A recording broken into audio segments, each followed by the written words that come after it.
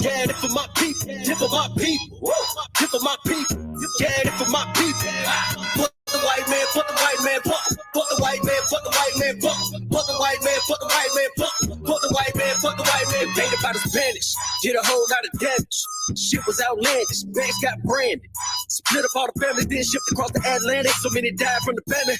Threw the dead bodies overboard, sharks ate them like salmon. I know you can't stand it. I spit the truth, goddammit. Big business got managed, a diggy double back. Came to pick up all the blacks. We'll speed up our back, we never got to relax. Pretend to set us free, but then you double back without a crack. The type of games that you play, hey, to keep it real, I ain't going for it. Beat a couple court cases, had a warrant for it. Told my mama if I ever did time, I'ma raise up the whole yard. Had my lawyer like, oh Lord, district attorney added more charges. No problem, ain't tripping. Thumbing through the scripts. Mahayaman said the Lord with your war, that's a small issue. Bounce back out the rebound. I.S.U.P.K got the heat now. They done let me off the leash now, teaching in the streets now. Part of Lost Tribe South, but it started in the East now. Look, this for my people. This for my people. Yeah, this for my people. This for my people. This for my people. Yeah, this for my people. Fuck the white man, fuck the white man, fuck the white man, fuck the white man, fuck the white man, fuck the white man, fuck the white man, fuck the white man, fuck for my people. This for my people. Yeah, this for my people. This for my people. This for my people. Yeah, this for my people. Fuck the white man, fuck the white man, fuck the white man, fuck the white man, fuck the white man, fuck the white man, fuck the white man, fuck the white man, fuck.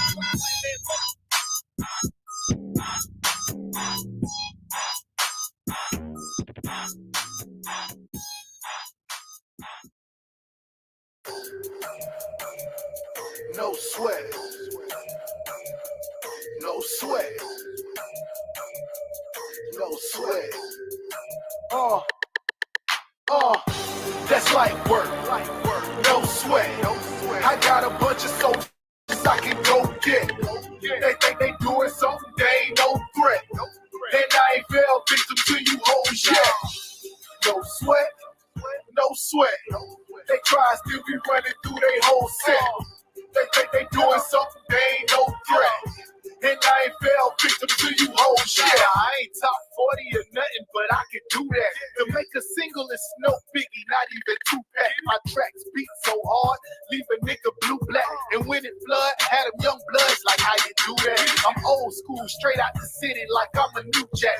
And I was raised in these streets, now where was you at? See, I'm the type of boss that walk in like where the loot at. And you the type of sucker that real niggas will shoot at. Enough about me and you, cause we know what the difference is. Y'all talk too much, like compound sentences. I'm about to murk this beat, hope I don't leave no witnesses. When we slide through, it's real niggas on the premises. You think you done seen it all, but this is just the genesis. Say you wanna run it, you better lace up your tennises. Ain't about how you can get it, nigga, it's how you finish it. We put in that work, and now it's time to reap the benefits. That's like work. No sweat. I got a bunch of soldiers I can go get. They think they doing something, they ain't no threat. And I ain't fell victim to you hoes yet. No sweat. No sweat. They try to still be running through their whole set. They think they doing something, they ain't no threat.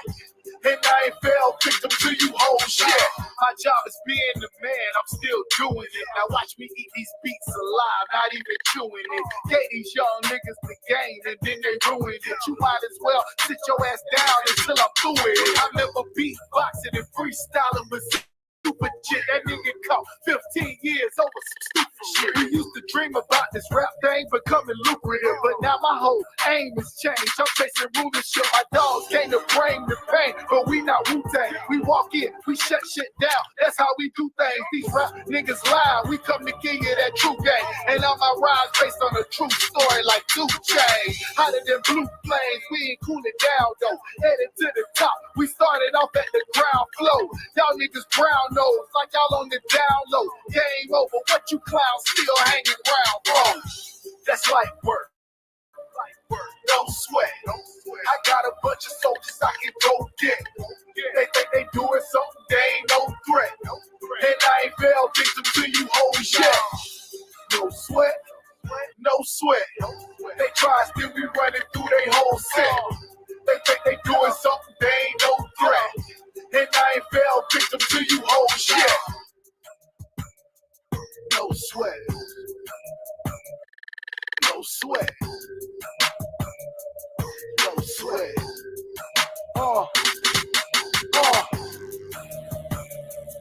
No sweat. No sweat. No sweat.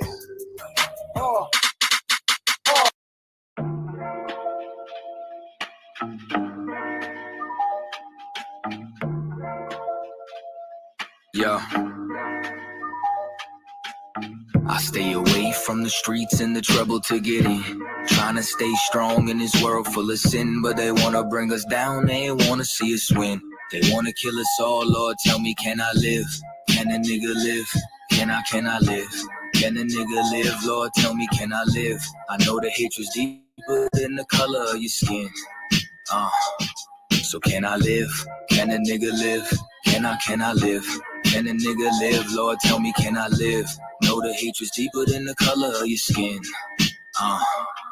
Can I live? America, KKK, land of the good smokers, home of the slaves, and I'm just trying to be great.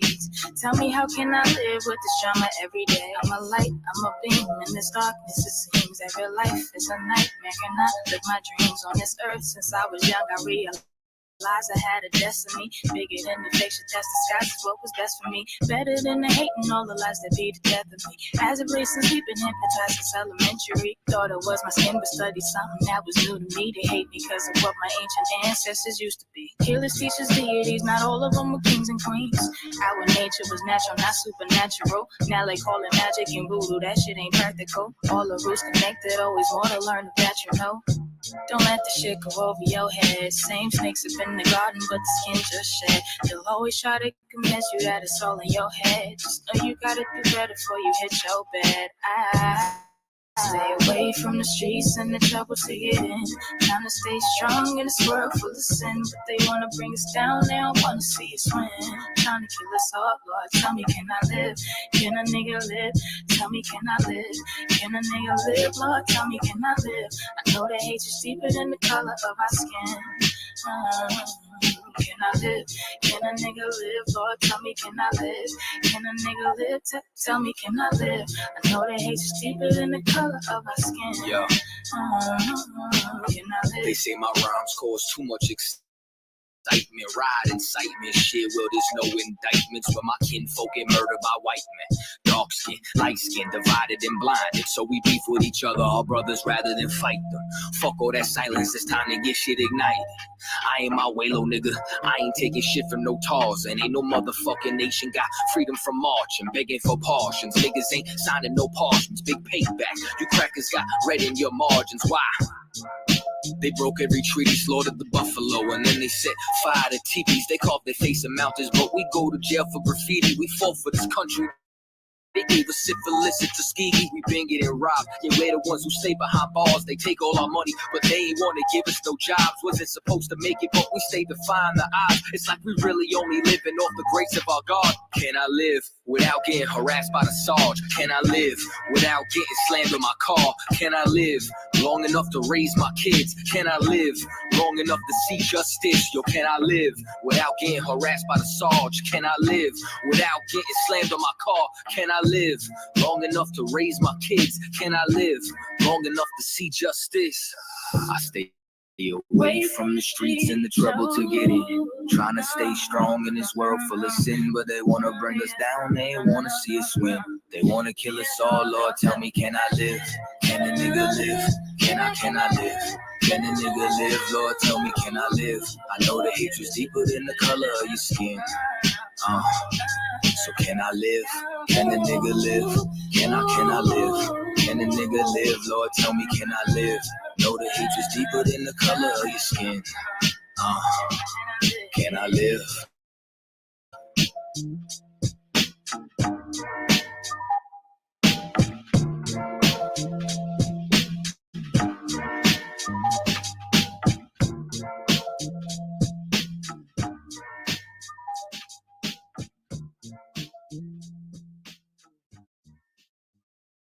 Because I'm willing to fight against drug dealers if they're Muslim, if they're Christian, if they're atheist, if they're Buddhist, if they shooting black men.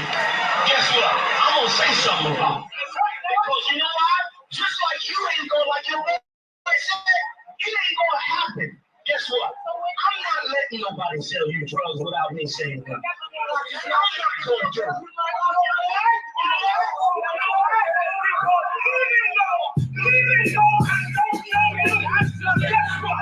Just like that's your boy, guess what? I'm your boy.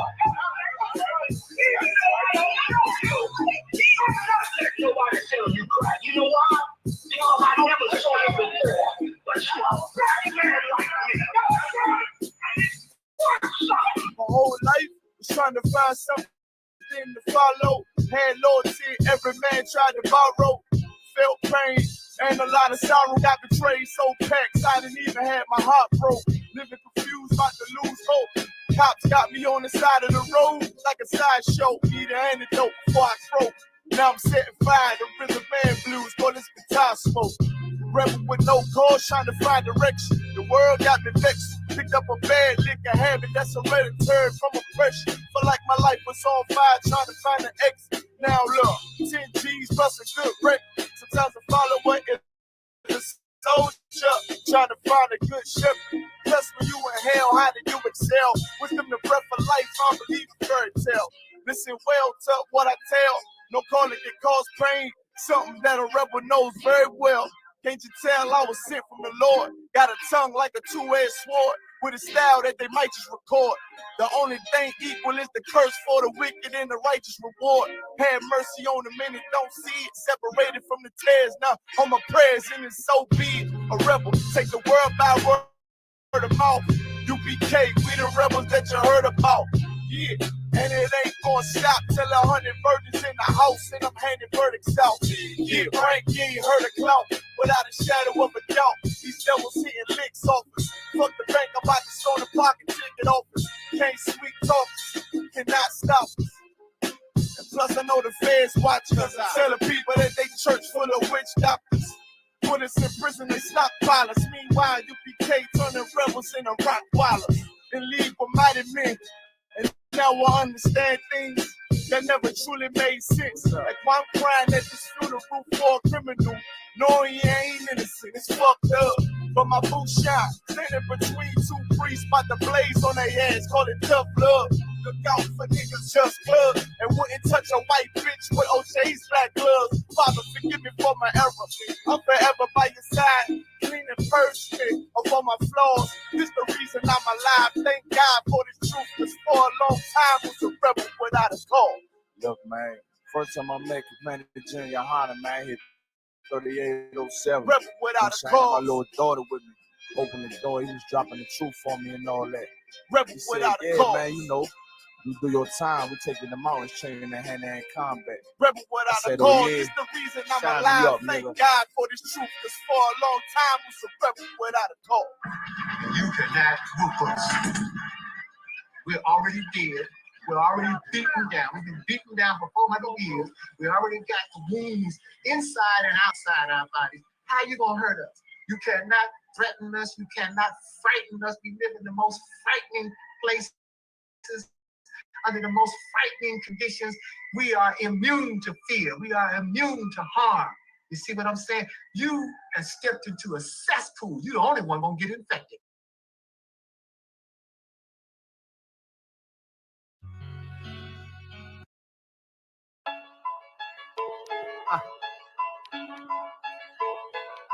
From Westworld.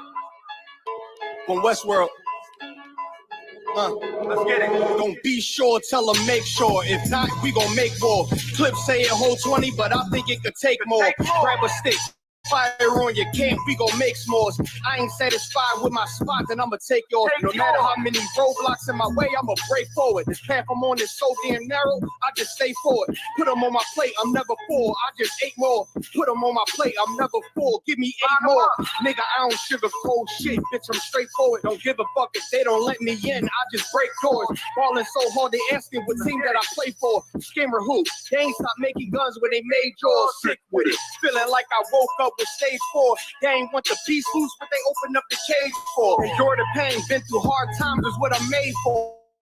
Paid my dues, never left a wage, I just rage raw. So many chains and gold teeth, it's the blood of a slave. Sit on the throne with a gold crown from the blood of a slave. This is our world, got it from the mud to the grave. Become a thing in the past, don't be a story in my page. Still against all enemies. In high school, you was the man that's lost memory shit. Lost energy, never lost my energy, never lose control. Never losing, dog, I plan to keep you. Lose your mind where I'm from. I ain't talking from what you see. I never lost soul. Losing time, wasting steady pacing. You off track, I'm on that. You pray to God, hoping he can save you. But the power by war, and that's a different angle. This another lost cause, and I'm just adding to the list. They not seeing me for that reason. Got a flash on the grip. Nigga, big priest. They gon' judge me by my increase. And I'ma keep stepping in these joys to the increase. Just got off the phone with Jacob, and he said it's time to shine. Certified, blue dot, put it on you, now you verified. One West world, bigger than World War III. Do not sleep, it's not cheap, and it's still top 3. So many chains and gold teeth, it's the blood of a slave. Sit on the throne with a gold crown from the blood of a slave. This is our world, got it from the mud to the grave. Become a thing in the past, don't be a story in my page. Came on boats and then chains, so when I get rich, I'ma grab a boat and 10 chains with 12 ribs from each tribe. And each rib gonna have at least 3 kids. Yeah, I'ma have the deep squad. Been rapping since knee high. Now a nigga shack size. Spit that holy fire, when you hear it, you get baptized. One West world, yeah, you niggas know the logo. And I'ma bust it down so the haters see the glow glow. Let's have a peace, let's shine on our enemies. Right in their face, let's blind all our enemies. Cause now we have, but we come from have not. Throw that cash on the ground, my nigga, let's cash lots. I started from the bottom, birthed out of mud, raised by gangsters, turned out a thug. I ain't give a fuck, burned out I was from hitting licks in and out and selling nicks in a drop. So many chains and gold teeth, it's the blood of a slave. Sit on the throne with a gold crown from the blood of a slave. This is our world, got it from the mud to the grave. Become a thing in the past, don't be a story in my page.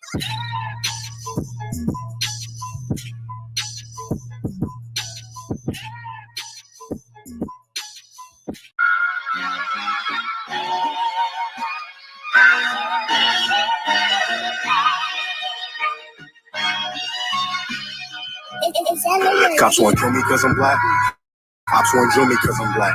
Can't get no job cause I'm black. She wanna fuck me cause I'm black. My dad don't like me cause I'm black. But she Hispanic, so she black. Ain't got no time for none of that. Bitch, I'm a Jude, so I'm black.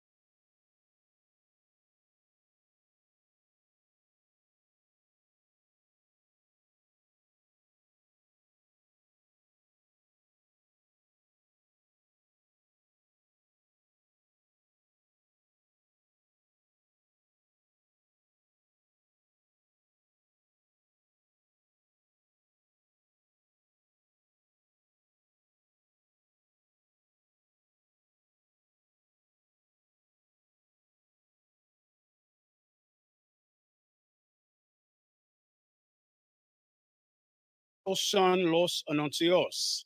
Somos la Escuela Israelita de Conocimiento Práctico Universal desde 1 Oeste, calle 125, Harlem, Nueva York, bajo el mando del general YAHANNA desde el 1969. Carnales, esta es la verdad. Si tú eres latino, negro o indio, nativo, tú eres Israel, el pueblo, el heredero de Dios. Let's get it on, Akim. Okay. Question, and to celebrate the Most High's Passover, I'm going to have a drink tonight. I thought it would already be here, but that's all right. I'm not rushing anybody. We can wait till the end of class, really. You know, really, know what? I'll just since it's here, I'll take it. The water warrior. All right. Oh boy, is it really? I appreciate that. All right, I'll take your questions if you have them. All right. Of course, we'll go over the Passover. We'll go over the Feast of Unleavened Bread. We'll go over the true meaning of this communion that we celebrate every year. Right. That's what they call it in the Catholic Church. They call it communion. Right. They have their first communion around 13 years old, and they base that word and that term on the Last Supper. Right. The time that when Christ had his last communion with the 12 disciples. So we'll go into that communion tonight. We'll go into that meal tonight that those disciples shared thousands of years ago. Men came together, brother, and shared a meal with each other. They shared a meal with each other that was not a meal. It had nothing to do with the food. Nothing to do with the food. And I'll explain that tonight, all right? But first, I'll answer your questions. Let's have them. Who's up first? Come on, sisters. Get it on. I know you have a question. Just ask. It's no problem. Brother, you're up first, please. You said it was the good stuff. Shalom, Shalom, General. Shalom, Warrior. My question is in Isaiah chapter 9, in verse 5. No, in verse 5 is talking about confused noise and garments of blood. Say that one more time. In chapter 9, Isaiah chapter 9, verse 5, it's talking about confused noise and garments. But I just needed a breakdown on that so I could break it down properly. No problem, Mark. Let's go ahead and read it, all right? This is Isaiah chapter 9. You want me to start up or right there at it? Say again. Would you like for me to go a couple verses or right there? If you don't mind, please. All right, kind of. Isaiah chapter 9, verse 1. Nevertheless, the dimness shall not be such as wax in her vexation. Say that first word one more time, please. Nevertheless. After that. The dimness. Okay, go ahead. Shall not be such as was in her vexation. When at the first lightly afflicted the land. Just say it nice and loud, warrior. All right, you've been to camp before. Let's hear it. Come on. Isaiah chapter 9, verse 1. Nevertheless, the dimness shall not be such as was in her vexation. When at the first he lightly afflicted the land of Zebulun and the land of Naphtali. And afterwards did more grievously afflict her by the way of the sea, beyond Jordan, in Galilee of the nations. The people that walk in darkness have seen a great light. They that dwell in the land of the shadow of death, upon them have the light shined. Thou hast multiplied the nation and not increased the joy. They joy before thee according to the joy in harvest, and as men rejoice when they divide the spoil. Keep going. For thou hast broken the yoke of his burden and the staff of his shoulder, the rod of his oppressor, as in the day of Midian. For every battle of the warrior is with confused noise and garments rolled in blood. But this shall be with burning and fuel of fire. Burning and what of fire? And fuel of fire. Oh, yeah. Do you understand it a little more clearly now? Or do you need me to break it down more? I understand the fuel of fire. You understand? What was your original question? What was the for every battle is with confused noise and garments rolled in blood? Meaning with the Most High, in essence, I'll sum it up for you, is saying that the way it was before is going to be different in this time. I know you were destroyed in times past, and the dimness or the darkness in the times past was one way. This way you were oppressed under another nation, and they were oppressing you, and that was the dimness or the darkness of the past. But in the future, it's going to be different because he's going to break your oppressor. So your oppressor will not be there anymore to give you the former darkness. The former darkness is with violence, which is what you just described. Read it again to your question. Verse 5, for every battle of the warrior is with confused noise and garments Meaning rolled in a war. What happens in a war? Confused noise. Some of you brothers who have been in that war, America's been fighting a war for 25 years. So there are many brothers that have seen that kind of battlefield where it's just loud and you don't know where you're at and your eardrums are buzzing and there's things exploding all around you and it's so dark and cloudy. That's normally how war is, full of confused noise. And it was the same way a long time ago. The same way with arrows and screams and blood everywhere, and it was a very confusing place to be. That was the former battle. Keep going. Read after confused noise.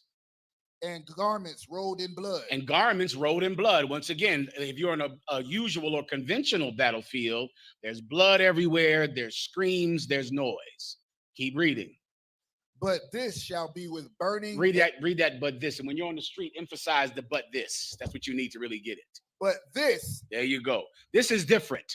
This is not the usual battlefield. And that's what our oppressor should understand. Our oppressor in times past, his worry was terrorism. His worry was the Germans and, the Japanese and the Afghanistanis and the Iraqis. Like, he has a very normal way of thinking about his enemies.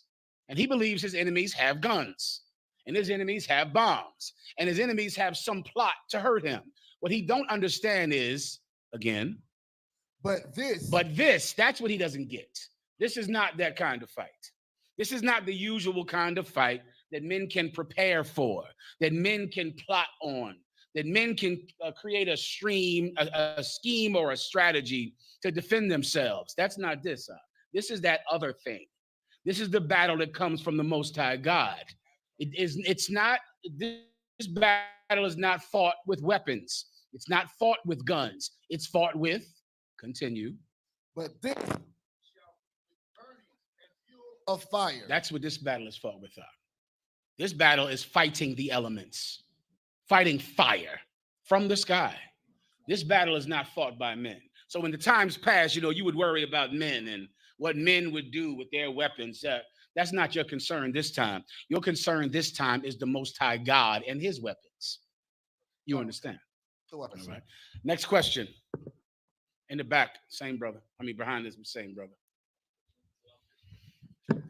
Shalom, General. Yeah, brother.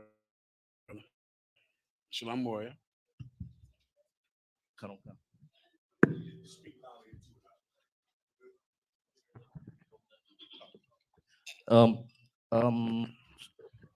My question is in Deuteronomy 28 and 63, sir. Mm-hmm. It says that the Lord shall rejoice over the destruction when he destroys Israel. Of course. Mm-hmm. And where are you from? I'm from Cape Town, South Africa, sir. Cape Town, South Africa. Give him a hand. Hardcore. Most High in Christ. Please continue. And then obviously in the Lord says that he does not have the delight in the death of sinners in Ezekiel. Mm-hmm. So for me, there's a contradiction with my understanding. Of course. So, okay, say your contradiction with your understanding. One more time. What is it? He said what? And then he said what? If I may read. Please. Deuteronomy. Verse 63. It shall come to pass that the Lord shall rejoice to do good and multiply you. Mm-hmm. And the Lord will the Lord rejoice over you to destroy you and bring you to naught, and shall pluck you from the land where you goeth to possess. Okay, and the other scripture says what? This is Ezekiel 33, verse 11, sir. Mm-hmm. Say unto them, as I live, saith the Lord God, I have no pleasure in the death of the wicked, but if the wicked turneth away from his way and live, and turn ye from your evil ways, for why would he die, O house of Israel? Okay, and what if he does not turn away from his evil ways? He will die. How? With plagues and go back to your first precept. Cancer.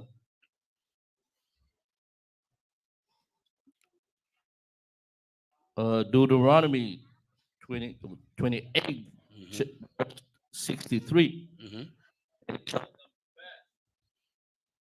That the Lord shall rejoice over you to do you good. All right, so you understand what that means, right? Cancer. Break it down. If we keep the law, statutes, and commandments, the Lord will bless us. He will increase the nation. Because he wants you to do what? Do well. Okay, but if you want to stay on point, you'd have to say one word. He's doing it because he wants you to what? Live. Say it again. He wants you to live. To live? Cancer. Absolutely, give him a hand. That's what he wants. Like, that's his goal. That's his goal. If you want to understand it, first of all, there is absolutely no contradiction in what you're reading. You're reading about the way he would like to do it, and then you're reading about the way he will do it if he has no other choice. You understand? There's no contradiction. It's like any good father. There's a way that a good father would like to do it. Now, not a psychopath father, not some old lunatic that might have raised you, but I'm talking about a good father. A good father would like to tell you, son, do this, son, do that, son, go to school, son, get good grades, son, be brave, be courageous, be kind to the weak, and protect people who need your protection. And do this and help your mother and help your little brothers and help your sisters. Be a good person. That's what a good father would want. And he would like you to do those things because, of course, if you obey him, you will live. You will live. He'll have a son that will give him grandchildren in his later years, as opposed to a son who he has to bury. That's what any good father is trying to avoid, because he understands how easily that can happen. So when you're raising a son, you would like him to obey you, to listen to you, because you don't want to bury him. You get the point. But then some sons won't listen, no matter how hard you try to teach them. Right? Some sons prefer the world. Some sons prefer temporary lust to the kind of permanent life that the Most High could provide. Now, for that kind of son, he has to learn the other way. You get the point? Cancer. Anything else? Law. Next question, please. Up front.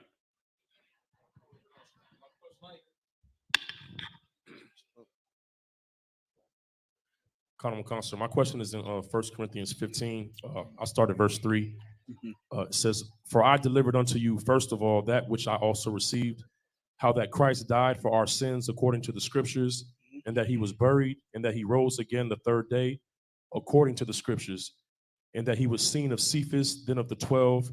After that, he was seen of above 500 brethren at once, of whom the greater part remain unto this present, but some are fallen asleep. After that, he was seen of James, then of all the apostles. And last of all, he was seen of me also, as one born out of due time." My question, sir, is what does the statement "born out of due time" mean? Read the one verse before that. Sir. Salakia. And after that, he was seen of James, then of all the apostles. You get all of this, right? That's when Christ rose back from the dead, and then he went about to go gather witnesses of him being back from the dead. And he went to see a lot of people, and he's running down those people. The first one to see him was a sister named Mary Magdalene, and she saw him first because she tended to his body. She went and put oils and anointed his body with oils to stop the stink of decay. She went there every day to keep back the stink of decay. And one day she went and he was gone. Okay, so then after that, and everybody started to see him. When I say everybody, I mean, a certain amount of people that the Bible describes. All right? Yes, sir. Go ahead. And last of all, he was seen of me also, as one born out of due time. He was seen of me as one born out of due time. What does it mean to be one born out of due time? It's very simple. It's like, come on, please, up front. Salaki, would it be like a premature baby if it was? That's what added to exactly time? where it is. He was seen unto me also as a premature baby. What is the metaphor? I'm trying not to give it to you. If a baby is premature, you wouldn't. I gotta give it to you. He didn't expect to see him. You get the point. So it's like Christ is here way before you expected to see him. You get the point. And remember, the disciples knew that Christ was coming back. You know that because of the book of Acts. When Peter saw Christ, what did Peter say? Who knows?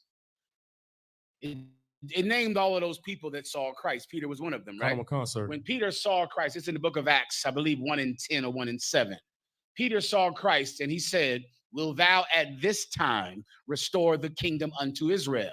He thought that him rising from the dead was the second coming of Christ, when it was not the second coming of Christ.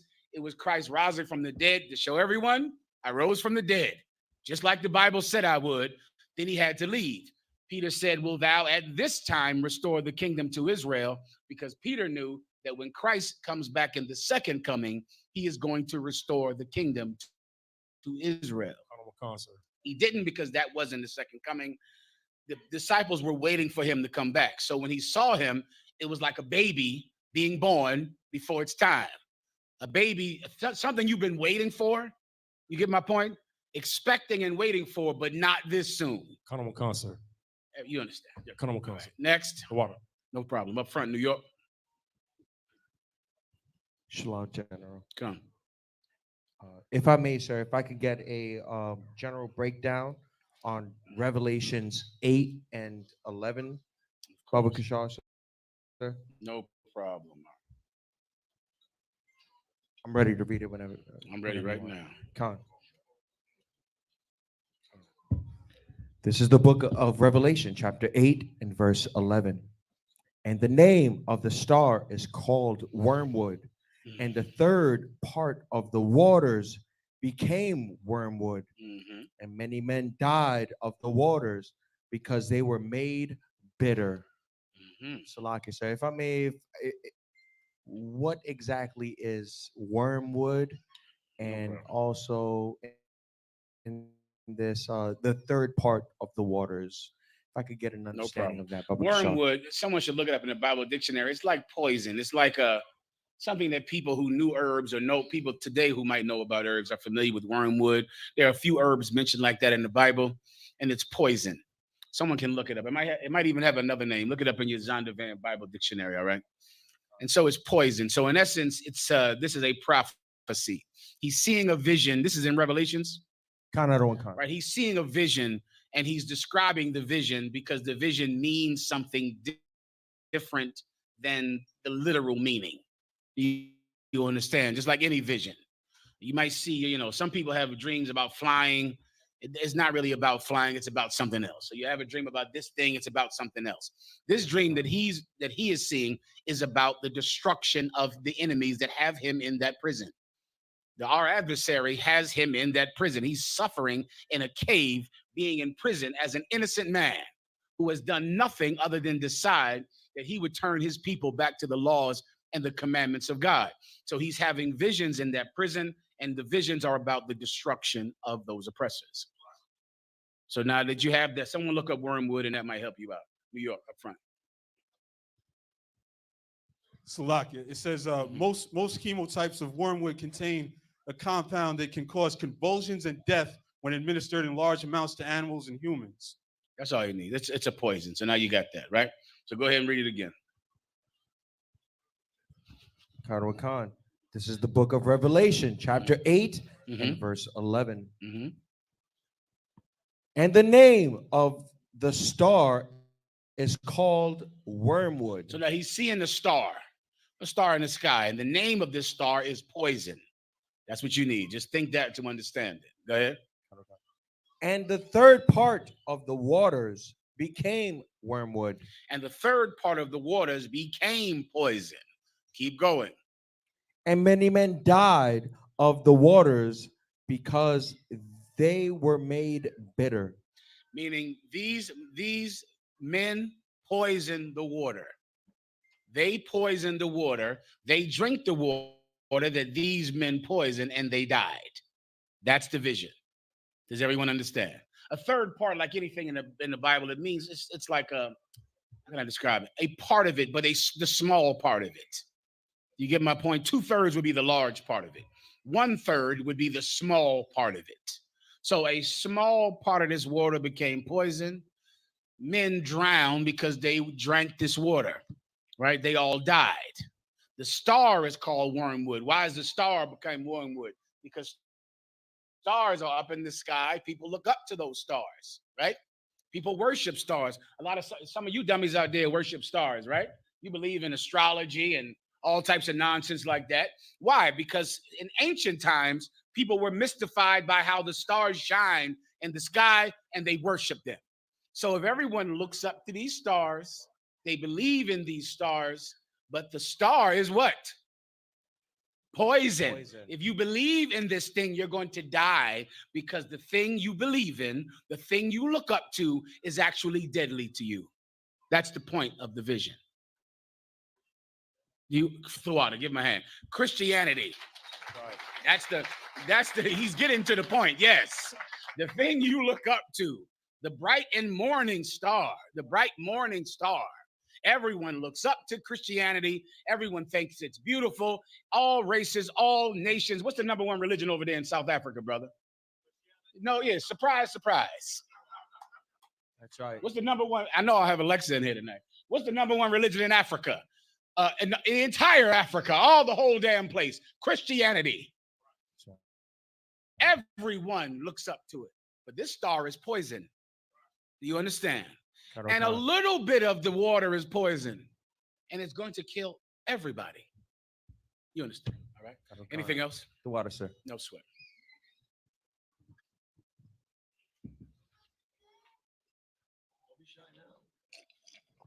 Right. Go ahead. Right here, please.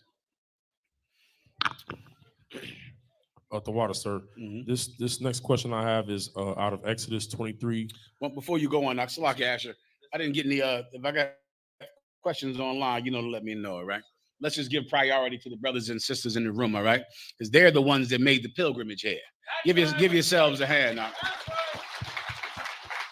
Listen, I know it. I know it was not easy. It wasn't easy to make it here to the Passover, and in doing so, in making it to the Passover, you have shown your quality. That's what you've done by being here. It was difficult. All of the money you had to spend, the confusion, the trouble, and you are here. Now, think about that when a voice in your brain tells you can't get off of cigarettes, that you can't stop smoking weed, that you can't make better decisions. Then how did you get here? Then how were you able to show up here? You brothers and sisters have done something to earn my respect. You made it here to the Passover, and I'm proud of each and every one of you. Give yourselves a hand. All right. All right. Solid. Question. Khan, sir. This is out of the book of Exodus 23, chapter 23, verse 20 through 22. Says, "Behold, I send an angel before thee to keep thee in the way and to bring thee into the place which I have prepared. Beware of him and obey his voice. Provoke him not, for he will not pardon your transgressions, for my name is in him. But if thou shalt Is there a specific question now, just for time's sake? Yeah, Khan, sir. Is this angel that is talking about, is this Moses or an actual angel? This is an actual angel, right? You know the precept to prove it? Sir.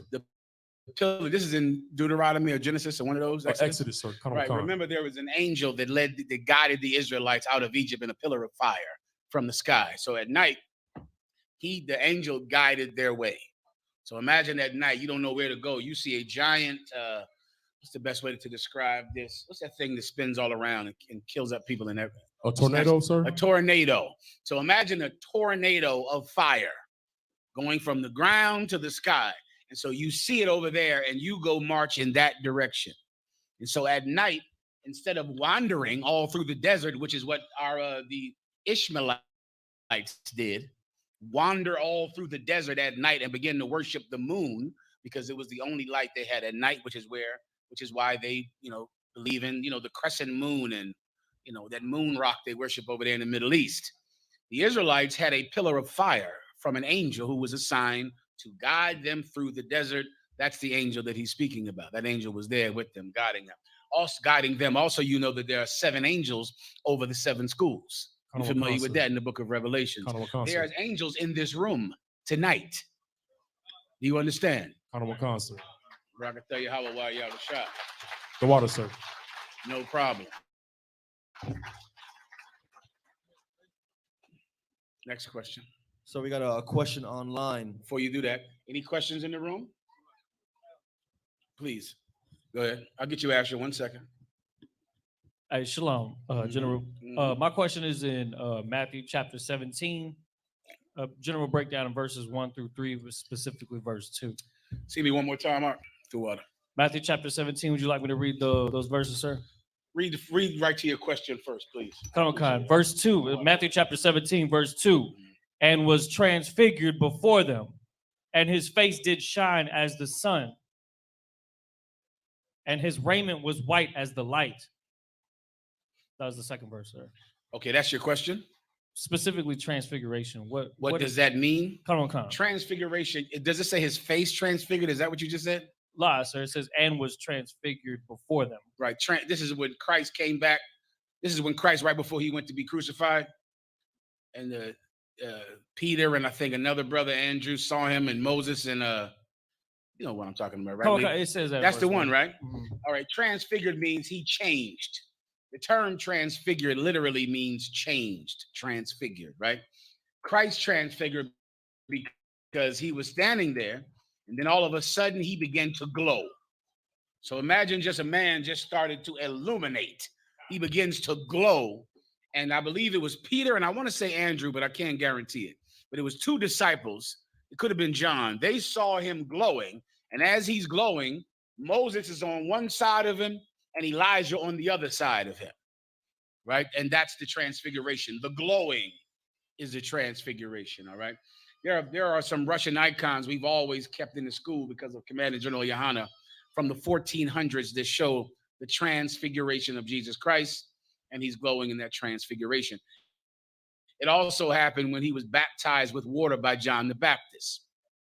The Holy Spirit descended as a dove. The Most High's power floated down on him and began to make him glow in front of all of the disciples of John the Baptist, so that they could know stop baptizing in water and to start following him. And he baptized with the Holy Spirit. So that's what transfiguration is. All right. New York, you wanted to say something? Go ahead. I'm sorry. The microphone might take too long. All right. Just go ahead and rock it out. If you're close to the microphone, use it. If not, just act like you're at camp and speak up. Please. You want to say something up? Go ahead.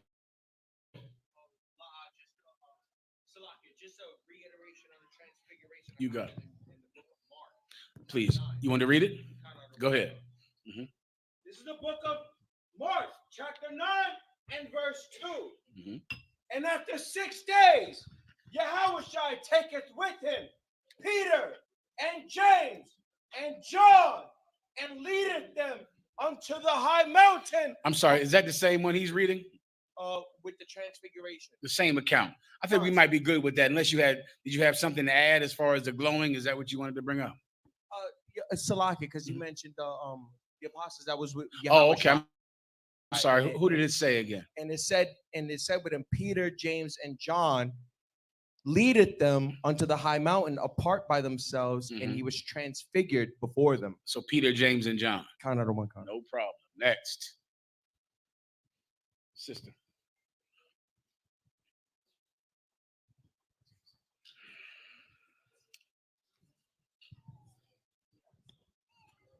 Slakia, Sure. Can you break down giants, please? Giants? Con. You have the one in Genesis? Is that what you mean? Genesis, yes, 6 and 4. No sweat, sister. One of the brothers will read for you, all right? The one. Someone read Genesis 6 and 4. I'll break down giants, all right? Do I need another precept? I think that's good. Also, what you should go, you might need Noah, which is right above it, but I'll just read the scripture now, all right? Go ahead. This is the book of Genesis, chapter 6 and verse 4. And there were giants in the earth in those days.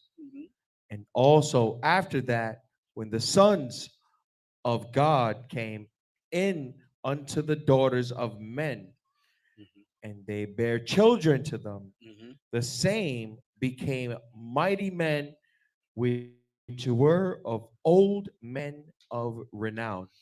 Okay, read, start from the same became mighty men. Go ahead. Read that again. Khan.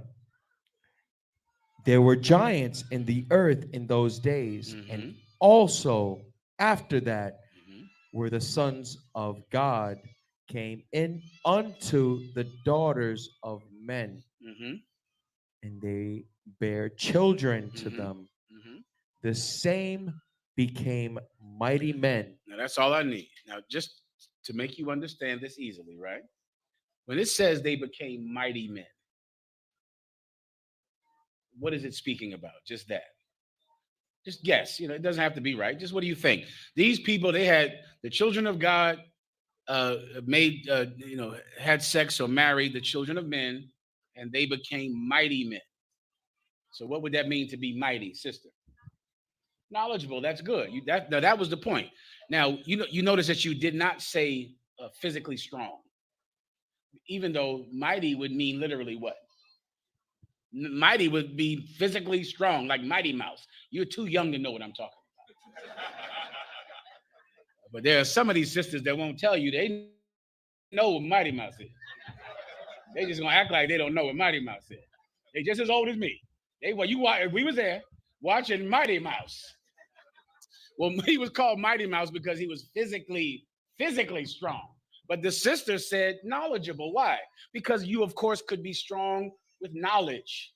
You could be mighty with understanding. Well, when it says giants, it doesn't just mean they were very tall. Just like might doesn't just mean they're physically strong. You understand? Because I know Microsoft is a giant company, right? And give me something else that's a giant. Amazon is a giant. You have the New York Giants, right? Walmart is a giant. Oh, and this cat over here, oh, he's a giant. You know, he's big in that field that he's in that career that he pursues. So many people, because of the internet, I understand where it comes from. They believe that giants in the Bible means that they were these big, giant, tall. Tazaryak gave me the whole breakdown. The Akhenakian. Who knows what that is? I don't. Tazaryak said there's the Akhenakian. And he has to battle idiots that battle him about the Akhenakians. Say again? April 8th. That's when it's happening. You're going to see Captain Tazaryak destroy the Akhenakians. So the Akhenakians, Tazaryak told me, the Akhenakians are these giants. I assume like big, tall people, right? Even though that term, what is a giant? If you're in China, a giant might be 6 feet tall, right? If you're somewhere else, a giant might be 12 feet. What the hell does that even mean, giant, if we're talking about height? Because that's relative. You understand? The one person, if they're considered tall, it doesn't mean everyone considers them tall. Right? This has nothing to do with giants. When I say giants, I mean actually physical giants. And of course, the mighty part has nothing to do with physical strength either, which the sister already knows. So now I'll break the scripture down for you, okay? Someone read.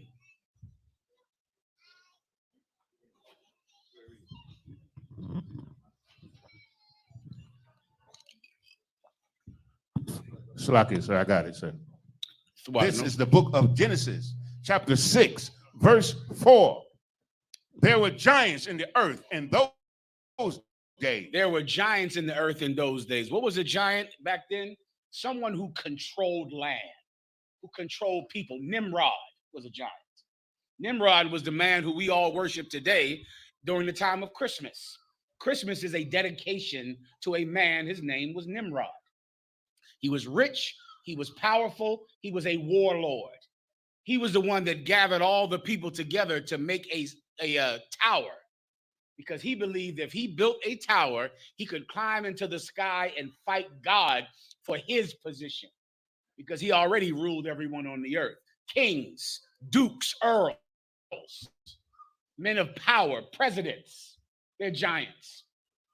Zuckerberg, a giant. What's the other guy? Elon Musk. He's a giant. Do you understand? Now he's 5'9", but he's a giant. Do you understand? Right? There were men like that at that time. Men like Nimrod. And what else was happening? And there were also Israelites who were mighty because they were strong in their mind, strong with the knowledge of the Most High God.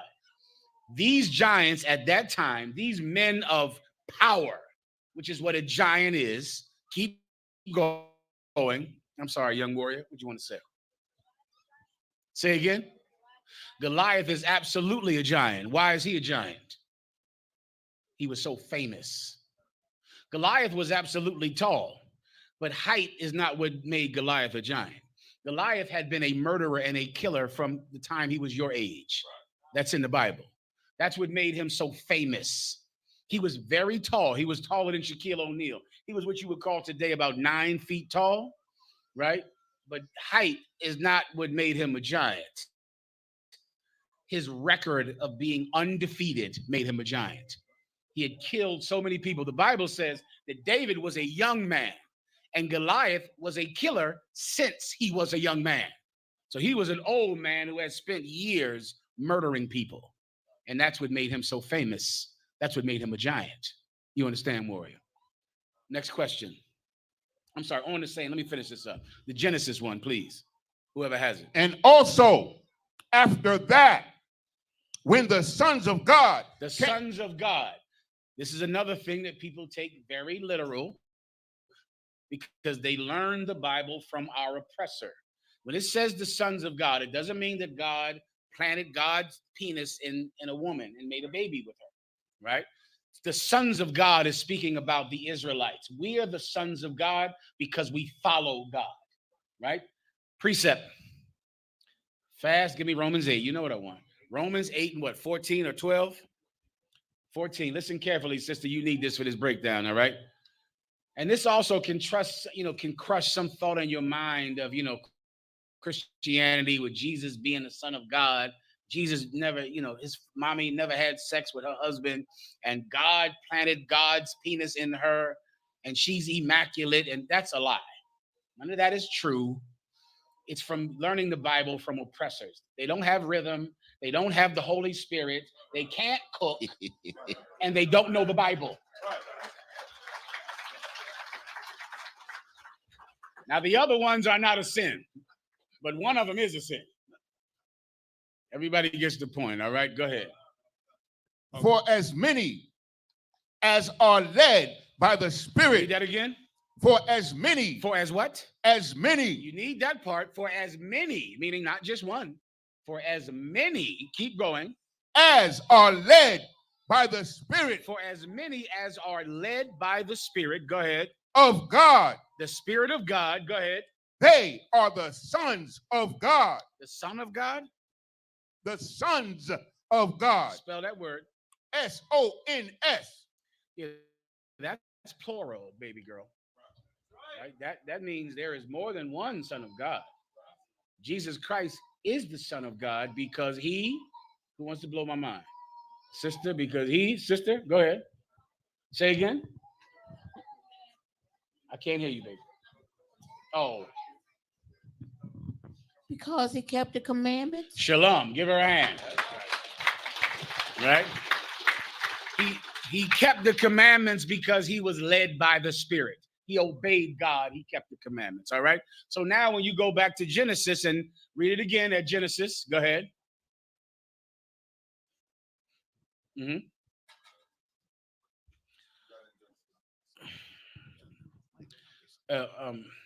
Yonkers, I'm too loud. Give me for a second.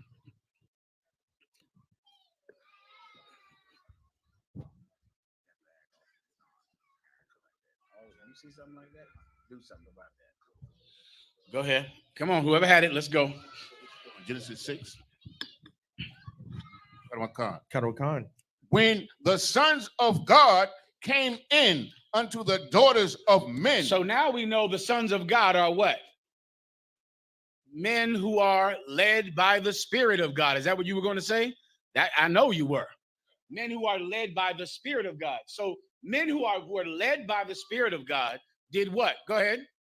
And they bear children. No, I'm sorry. The sons of God. Go ahead.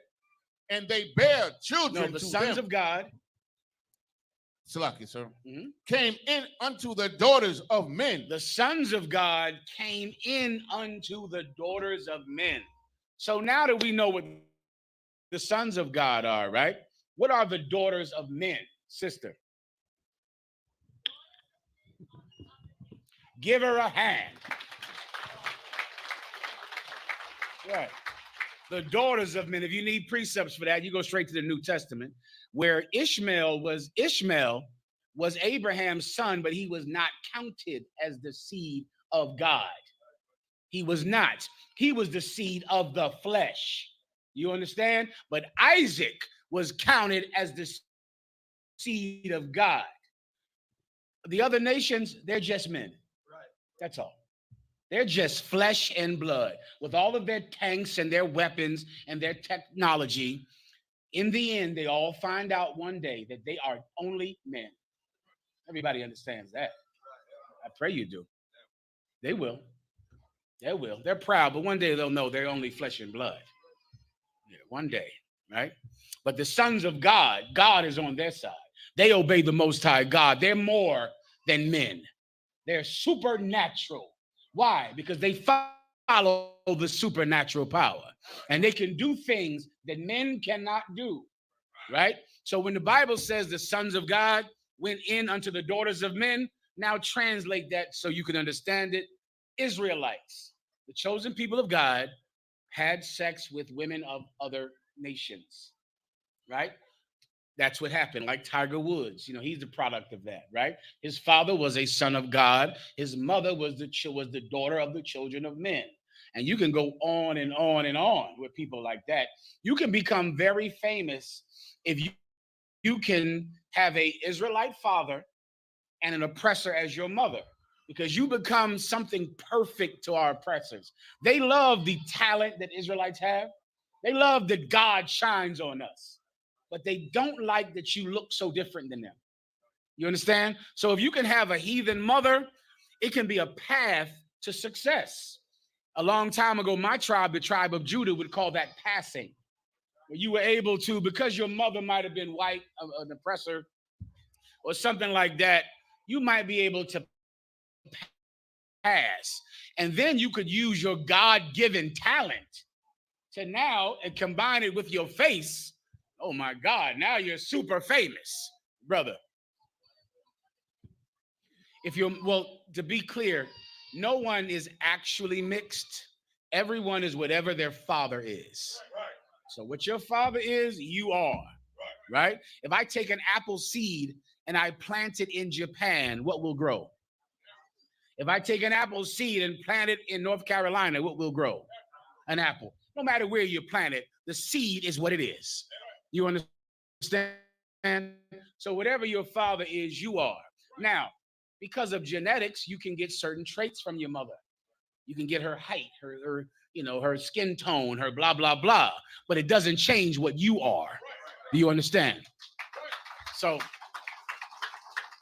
but throughout time immemorial, Israelites have used certain traits that their mother might have had because their father was a sinner to be able to use those traits to become what, sister? You don't know what I'm talking about. So, like, to become mighty, to become strong, to become rich and powerful.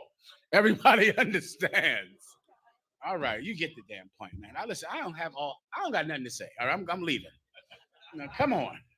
Y'all got me so much. I had too much liquor last night. Y'all thank the Lord I'm even here. That's what you need to do. You fell for water. If not for my fear of Commanding General YAHANNA, I'm done. I got nothing else to say. You know everything I know. Shalom. Go watch a class. Go play a tape. All right, where are we at now? Go ahead. Please go online. You got it. This is a question from online, sir.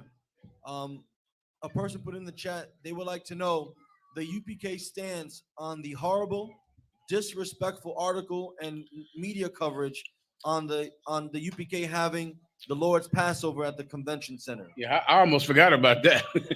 Well, give a sharp hand to Water. Let me try to make everyone abreast of what happened recently. So as you know, for months now, Commanding General YAHANNA, because of public outreach and the cry of the people here in North Carolina, Commanding General YAHANNA decided to allow North Carolina to house and to have the Passover this year, give North Carolina a hand, right? And of course, under the specific guidance of Captain Naya Thought, give him a hand, right? So now that's that. So then this week, I think it might have happened 2 days ago. Right? 2 days ago sounds right. About 2 days ago, there was some news article that said that, get the article if you don't mind. There was a news article that said the Raleigh Convention Center is housing a hate group, the most notorious and evil hate group in all the world. How could they do something like this?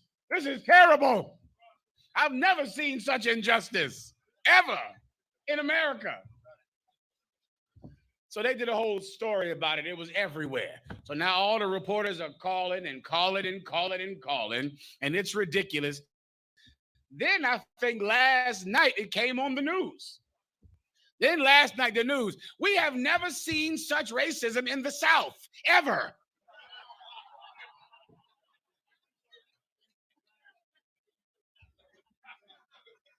We here in the South, we didn't know people were racist. We can't believe this. I don't know about that. I don't know. I don't know how bad we are, but I think you might be a little worse than us. I know I know we ain't choir boys, but damn, this is, North Carolina. I think you killed like 200,000 people down here. Right? But anyway, let me hold your point 1 second. Anyway, according to them, we're the evilest people ever to come into Raleigh, North Carolina. It has just never happened before. Asher. This is from the News and Observer. Let's play can they hear the news story? We play the video? You should read this first. This screen can't do anything for us. It can be utilized, sir. Let's play the news, the video from the news. You can read it, but someone else get ready to play that as soon as Asher is done, all right? Officer Zion Public Shot. Go ahead. Okay, this is from the News and the Observer. Extremist religious group books Raleigh Convention Center for national event. An extremist religious group says it has rented the Raleigh Convention Center for its annual Passover celebration. The Israelite School of Universal Practical Knowledge, or I.S.U.P.K, is a Philadelphia-based nonprofit that has chapters across the United States. It's considered one of the extremist sects within the Black Hebrew Israelite movement. Okay, first of all, just to correct the reporter, the Israelite School of UPK is not based out of Philadelphia. That's from someone watching Commanding General YAHANNA's classes. But the UPK is based out of Harlem, New York City. That's where we're based out of from, all right? Always have been, always will be. All right? But we are extreme. Right. I'll give her that much. Right? We are a very extreme group, right? Very extreme. See, the only problem is, right? If you Christians could be a little more extreme about being better parents, then you would need us. That's the problem. The problem is you Christians, you are not extreme at being mothers. You're not extreme about being fathers. If you Catholic priests could be a little more extreme about protecting children instead of molesting children, then, then we wouldn't have to be so extreme. But you see, Commanding General YAHANNA saw that there was a need for someone who was absolutely committed to saving the lives of Blacks and Latinos. Absolutely committed. We're so committed, we're extreme about it.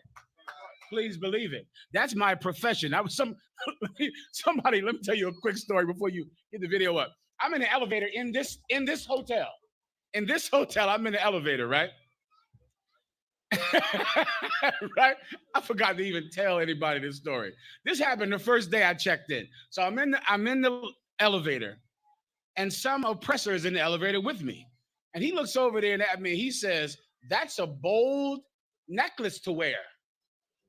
That's what he said. He said, "That's a bold necklace to wear." Now, first of all, most civilians are terrified to even talk to me, to even speak to me at all, which surprised me that he had the nerve to talk to me. But he did. He said, that's a bold necklace to wear. I said, "Oh, is it really?" He says, "Yeah." He says, "Besides you and Sammy Davis Jr., I've never even seen anybody who would say that." He said that in this hotel. He said, "Besides you and Sammy, for you young brothers, Sammy Davis Jr. was Jewish. He also followed Amalek." Correct. And so, and I looked at him, I said, "Ain't that something?" He said, "My wife has a lot of those necklaces, but she doesn't have anyone as big as yours. Don't let her see you wearing that." That's what he said. And I said, "Well, listen, man.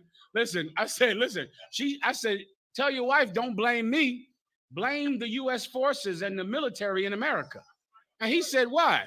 And I said, "Don't you know the young men died on foreign soil so that I could have the right to wear this bold chain? Me and Sammy Davis Jr.?" Listen, and then when I said that, I said, "Yeah, they gave their life. They died. They died on foreign soil so that me and Sammy Davis Jr. could wear this bold chain." And he did this moment that I love to have with an oppressor. It's like an uncomfortable laugh. It's like a and I go, yeah. And I just stare at him, yeah. And he said, "Well, I never thought about it like that." I said, "Yeah." He said, "What do you do for a living?" I said, "I'm a cult leader." After that, listen, SHALAM. And me and this devil, me and this oppressor, we had a moment that I like to have with him. And he said, oh, I see. Oh, and then you hear, bing doo, the elevator went on. He said, "Well, have a good day." I said, "You have a good day too." He's getting off the elevator. I just look at him. And my special moments like that I cherish. I cherish those moments, New York. And it happened in this elevator. I mean, in the elevator in this building. All right. People think we're very strange, right? We're very extreme. The problem is, if you could have just been more extreme about raising your children and treating your daughters better, then maybe Commanding General YAHANNA could have taken the lackadaisical attitude that you did. But because you were such a terrible parent, it took someone extreme to do the job you refused to do. I pray you understand that. Keep going. According to the Anti-Defamation League, which tracks and fights anti-Semitism, the Southern Poverty Law Center calls the I.S.U.P.K a hate group and one of the most prominent sects within the radical Hebrew Israelite group. So we're just terrible. We're just terrible and radical. But of course, the Catholic Church is accepted and wonderful. And the Catholic Church is going bankrupt because they're paying child molestation lawsuits and they're going bankrupt. A lot of you people went to the Christian church and you know they molest you in the church. I know already that you know that. You know that the deacons and the reverends, they sleep with your wife, and the choir is the gayest place in America. And everyone knows that, everyone says that, because they're not extreme about morality. They're not extreme about righteousness, but we are very extreme. All right. So now that's what went on and went on. Play the news video and then we'll wrap it up and I'll give the breakdown on that. All right. Got it, sir. Go ahead, play it. Nice and loud.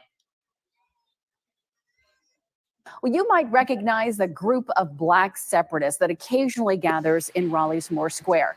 That group has ties to a nationally known hate group. And this weekend, they will hold their annual Passover celebration at the Raleigh Convention Center. WREL's Joe Fisher is live in downtown Raleigh. And Joe, the gathering is raising some concerns. Deborah, this group is widely viewed as anti-Semitic and anti-white. The city tells me they expect about 500 members here at the convention center this weekend. Today, we found out that the contract for this event was finalized more than 4 months ago, back in November. But the city, along with the mayor, say they just found out exactly who rented this space earlier this week. You're after your protection, supposed to be. On the streets of downtown Raleigh, you'll find members of the Israelite School of Universal Practical Knowledge, or the I.S.U.P.K. You cannot be free without your oppressor being destroyed. Who is that? Stop that. Who said that? The Lord was one. That was the Holy Spirit. Captain Contazan. Who was that? Captain Contazan. One more time. Captain Contazan. Captain Contazan. Give him a hand. Contazan here tonight. He's not here yet. Contazan. Get it on. Keep playing it. Is Commanding General YAHANNA, seen in this YouTube video touring the Raleigh Convention Center. It's where the I.S.U.P.K. will hold its annual Passover celebration on Saturday. Convention Center, taking it to the next level. Worldwide. The group is part of the radical Hebrew Israelites, which the Southern Poverty Law Center identifies as a hate group for its. You see the news story? Say again. Give Captain Contazan a hand. Well done. Well done, Contazan. Got us out of New York, the tribe of Ephraim, man. Give him a hand. A pillar in the school, brother. And that's why sometimes, let me tell you something. I think about the Christians and the government and the FBI that try to fight us out. When you cannot compete with the talent that we have. And so many of you, I don't think you understand. Battling us, is like playing against an all-star team. We are just better than you. And we have better players. Do you get my point? Listen, we have a better team than you. You realize that Commanding General YAHANNA is with us. You realize Tazar Yak is with us. He's not with you, he's with us. Do you know Captain Contazan is with us? Captain Yatazak is with us. He's one of us. Nayathak is with us. Like, how in the hell do you expect to win? You have no chance. There is no way that you could defeat us. Our team is just simply better than yours. Everyone understands. I gotta go. All right, go ahead and play it, please. Finish up. Anti-Semitic, anti-white, and anti-LGBT views, and chapters that, quote, perpetuate the anti-Semitic belief. LGBT. Ooh, no. Oh God! And let me. If you young brothers that battle, that go out and you battle people on the street, there is always one thing. Sometimes when you're battling someone, you might not know what angle to use to truly bleed them to death in the spirit, not literally, out on the street. If you can't think of an angle, always go back to hypocrisy. Because every sinner is a hypocrite, and every hypocrite is a sinner. And so if someone is trying to battle you about the truth, inevitably their hypocrisy will be right in front of your face. Do you understand that today, the Israelite School of UPK, we're called a hate group, an anti-Semitic, because we identify as Jews. In a time when a man can identify as a woman, and a woman can identify as a man. The brothers told me there's something called a furry. Who has ever heard of a furry? Raise your hand if you're a furry. Who are the furries? Count them out. Put their name on the list. Raise your hand, brothers, if y'all furries. Nobody. I tried to catch them. You're damn that, huh? He said, damn that. Salakia. I'm just asking. I mean, I'm just asking. There's something called a furry, where the nigga pretends to be a teddy bear and dress up like, and he can be a teddy bear, I think. And I can't be a Jew. I can't be a Jew, but a man can be a woman, and a woman can be a man, but I can't be a Jew. You are a hypocrite. You believe in everyone's right to be whatever they want to be, unless they want to be the chosen people of God. That's hypocritical. That's hypocritical. That's the Israelite school of UPK stance. I don't know what you're calling us anti-Semitic about. We didn't put you in those ovens. We didn't burn anybody. We didn't hit anybody. We don't wear SWAT stickers. Donald Trump's people, they wear SWAT stickers, right? The Republican Party, the followers of Donald Trump, they wear SWAT stickers. They say Heil Hitler. We don't do those things. How in the hell are we anti-Semitic at all when we know for a fact that blacks and Latinos are Semitic, are the chosen people of God?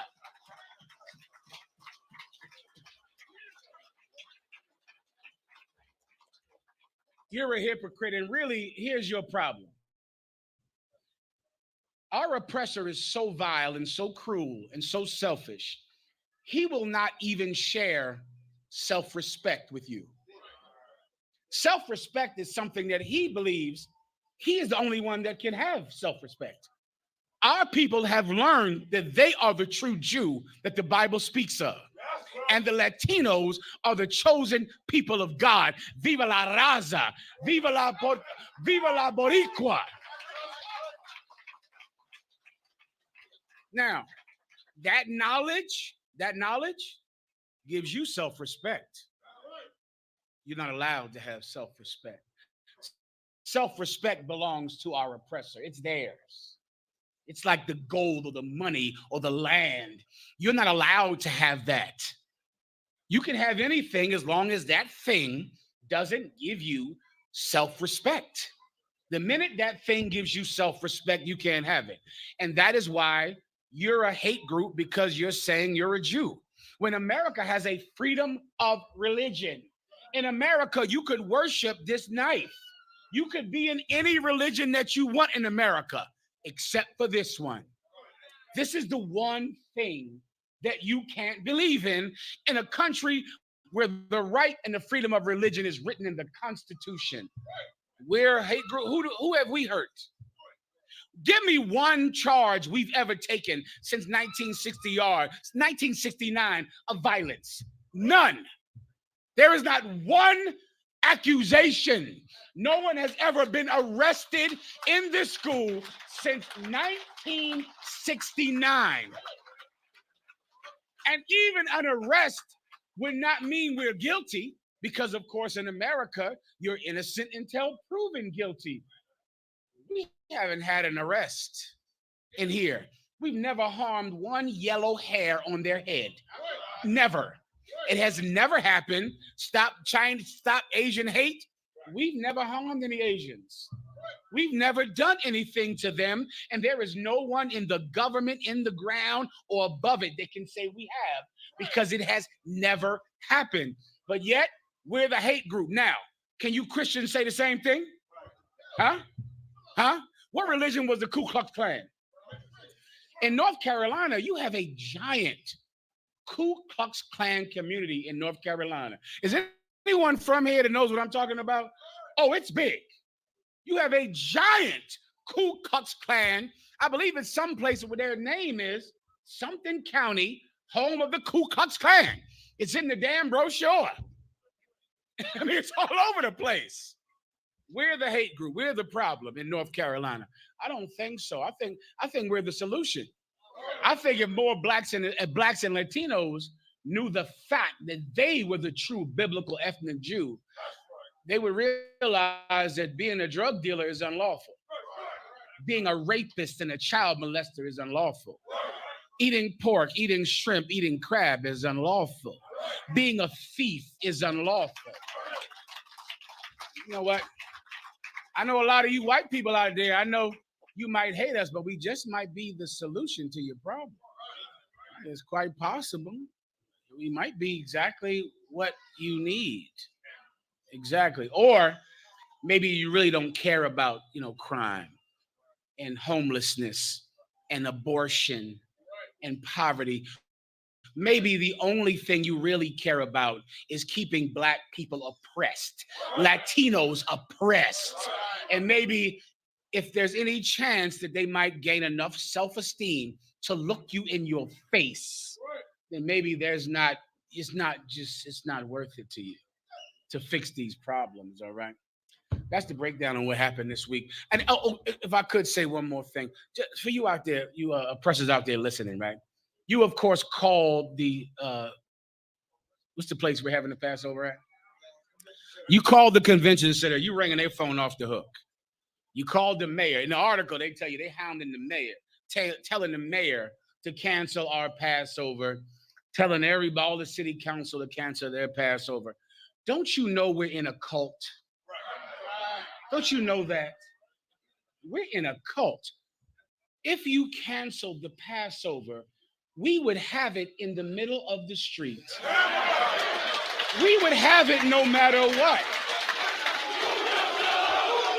We're crazy. Don't you understand?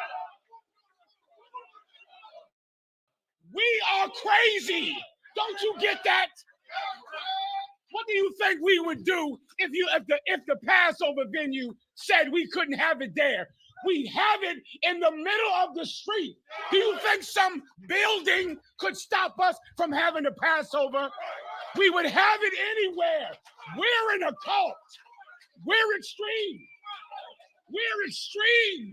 We are extreme.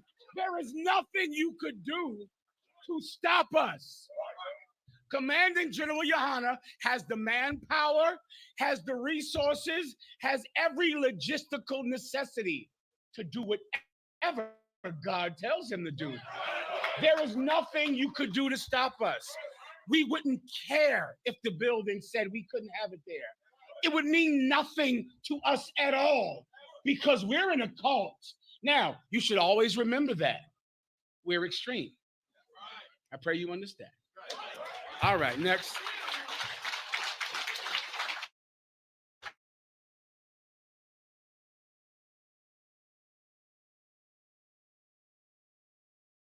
About 5 also 50s to the table the food is. And let me get any captains all the 5,000 that would like to eat, come to the food table also. So I could get over, I could. Please, speak on something. We did a story recently too, sir. In this very article, they love the reference the Southern Poverty Law Center. The Southern Poverty Law Center went down there to that police, city in Atlanta and was throwing Malvatel cocktails. Right. Give Philadelphia a hand. Listen, some executive from the Southern Poverty Law Center went down to some protest about the police creating some type of training facility in Atlanta. And he threw Molotov cocktails, which is like a glass bottle filled with gasoline, at the police and got arrested. And he's an executive with the Southern Poverty Law System. He was a lawyer, sir. Oh, Jesus Christ. A lawyer. Who called us a cult and we're crazy and we're lunatics and we're a terrorist group. When we didn't throw any Molotov cocktails in Atlanta, we didn't hit anybody with anything. I think their problem with us has nothing to do with violence or the threat of violence, but they consider what we teach such a threat because we teach Blacks and Latinos that they're the chosen people of God. All right. All right. But maybe you think you can beat us. We'll see. That's all. Just come on. That's I know, big deal. I mean, I'm halfway bored with not enough challengers. Maybe we should just do it. So I can turn that part off. We should just do it, right? Maybe move on. Any other questions? Please go ahead.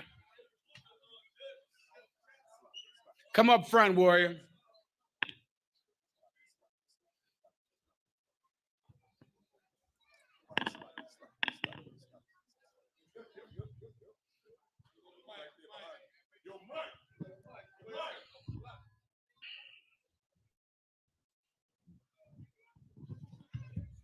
Slack sir. In the book of Judges, 7th chapter, Gideon in the 300. Why did he get those 300 that lapped up the water instead of the brothers who got the water off kneeling? Let me keep it quiet back here. Whatever's going on over there, make that stop, all right? So now, to explain to everyone the warrior's question, where you from? Louisiana, but I'm based out of Cali. Well, you live in Canada. California. California. Give Yes, California a hand. Okay. What the brother's talking about is a very famous story about Gideon and the 300 soldiers that he fought the Midianites with. I believe it was the Midianites, right? Well, okay. Gideon, I'll speed you up. Gideon went out to battle with a large army. Now, the large army was still nowhere near as large as their enemies. Their enemies, quadrupled them. But he had a reasonable army, but he was still very outnumbered. Then the Most High said, there is too many of you that go out to this battle to give the Most High glory. You understand? The Most High God said, meaning even though now we're outnumbered, but we're not outnumbered enough to give the Lord God glory. Everybody understands? Speaking of that, if I could, warrior, this is another question that the reporters ask Commanding General YAHANNA. This question always gets asked since I've been in the school. They say, well, how many of you is it? How many of you? They ask it over and over again. For 25 years, I've been in the truth. They say, well, how many of you is it? Well, how many of you are going to be there? Well, how many of you? How many of you? And this is what Commanding General YAHANNA always says. In the Israelite school of UPK, we do not put strength in numbers. We don't believe that it matters how many of us it is. We know this much. We have more than enough men to fight the Lord's battle. More than enough. Do you understand? Just so you know, in the UPK, we never count how many people are there, ever. We never count. We on purpose, and there are meetings, of course, that I have to be in because of my position under Commanding General YAHANNA, where in the meeting there might be something that happens where we have to say how many brothers are this, how many brothers are that. On purpose, we make sure never to say that number, never to write it down, never to do it. We never write down a slave name in this school. That's for the FBI. Never. We don't have records with anyone's slave names on it, so don't ask, because we don't keep those kinds of records, and we do not keep any record of how many of us it is, because there is a temptation in the past by fake Israelite groups, by our enemies, to derive strength in the knowledge. Farrakhan had a 1 million man march. Ooh, he thought he was something, didn't he? He counted them. We have 1 million people. Where is Farrakhan at now? And he's in the Scientology meeting. That's where he is. Because all of them derive some type of pride and strength in numbers. And that is something that we never do. Why don't we do it? Gideon is why we don't do it. Because we know about Gideon. We know Gideon went out to battle he was highly outnumbered. The Most High God said, you are not outnumbered enough.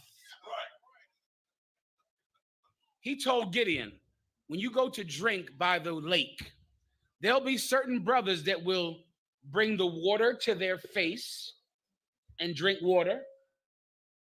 There'll be other brothers that will put their face in the water and drink it. Whoever laps up the water like a dog, send them home. Whoever brings the water to your face, take them with you to battle. Where's the brother that asked the question?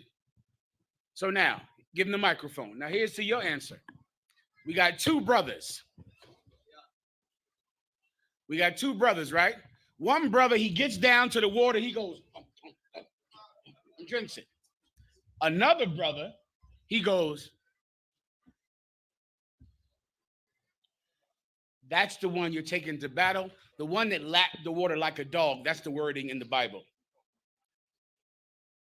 Shalom. He goes back home. Okay. What's the difference in those two people? So, Lockie, if I may, the brother who's like kneeling down, putting the water to his mouth. Looking around for what? He's like on Shamar. He's on Shamar. And the one who sticks his face in the lake and licks the water up, you know what he is? Thirsty. Come on. He should go home. Come on. You understand, Doc? He should go home. That this might open your eyes to those of you in the UPK on how we choose men. We do not want the men that is dying of thirst. And he has to drink. Oh my God, I'm so thirsty. We're in a war zone, Doc. They're trying to kill us. They're trying to shut us down. Our enemies are strong. Who were your enemies when you were in the world? Somebody that wore a red rag? Who was your enemy, huh? The niggas from 54th Street? Who was your enemies? Raheem and them? Pedro and them?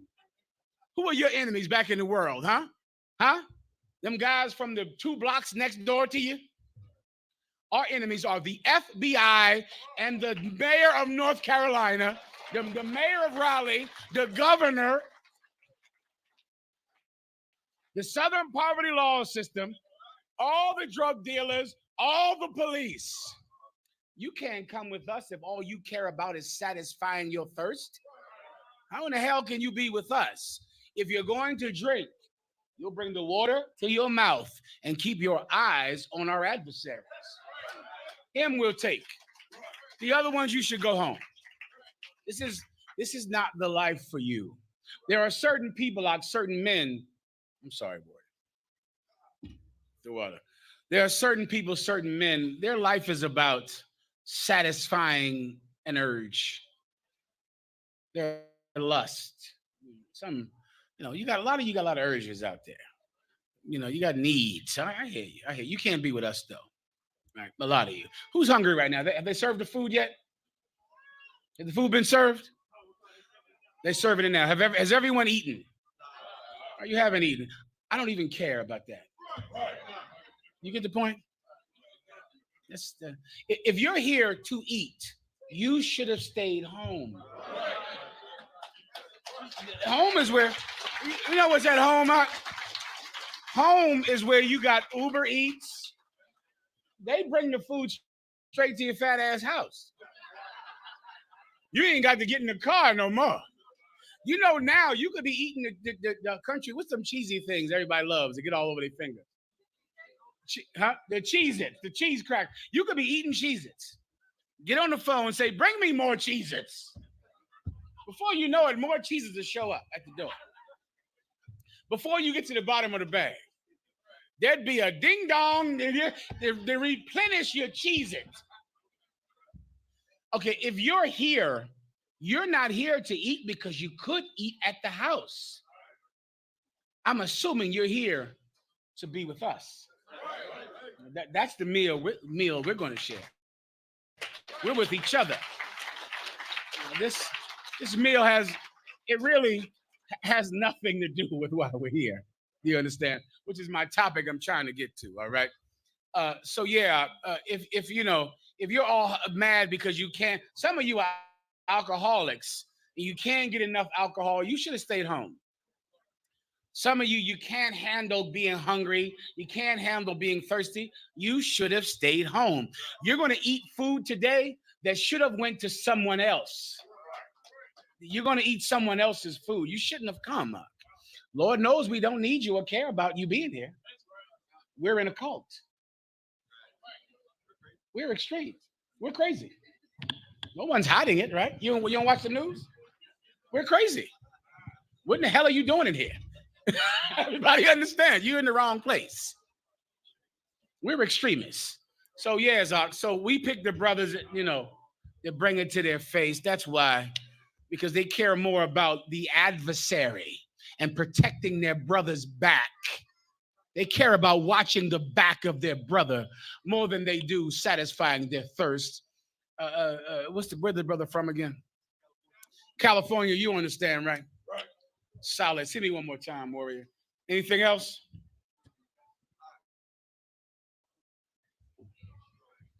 Anywhere. It don't matter to me. You choose. 1 second, warrior. He's already over here. So my question is, so if we can go back to whatever your dad is, that's what you are? Yes. So if your mom was white and you were black, would you still be able to come into the truth? Somebody, you can take that over.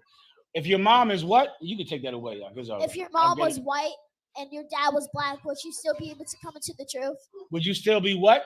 To come into the truth. I can't hear. Absolutely. If your mother is white, if your mother is Chinese, Japanese, and African, and your father is from Nicaragua, the native people of Nicaragua, the native people of Chile, the native people of Argentina, the native people of Mexico, the native people of Jamaica. Where are you from again, Asher? Shalom, Brazil.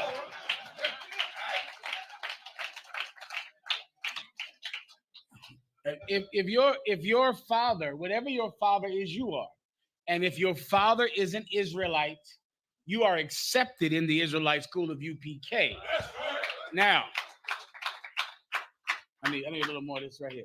Now, your father being an Israelite is not good enough for us to allow you to stay in here. It's good enough to get you in the door. If your father is not an Israelite, there's some brothers outside that won't let you in here, right? Because we're extreme. So they won't let you in the door, right? But if your father is a so-called Negro, so-called Latino, so-called Native American Indian, you can get in the door. You can walk in here and cover your head and be in this class. But it's not good enough to keep you in here. To keep you in the school, you would have to become a righteous person, a moral person. You would have to become a woman of honor. Do you understand? All right, that keeps you in here. You can get in the door based on what your father is, right? But after that, we'll have to see you rise to a higher level. Everyone understands, right? Salaki, sir. Go ahead. If I heard that was a sister, right? I believe so. Come on, right? If I heard the sister correctly, I think she might have asked, could her mother come into the truth? Is that what you said? I didn't hear her say that. Speak up. I'm sorry, sis. My hearing is terrible. Go ahead. Go ahead.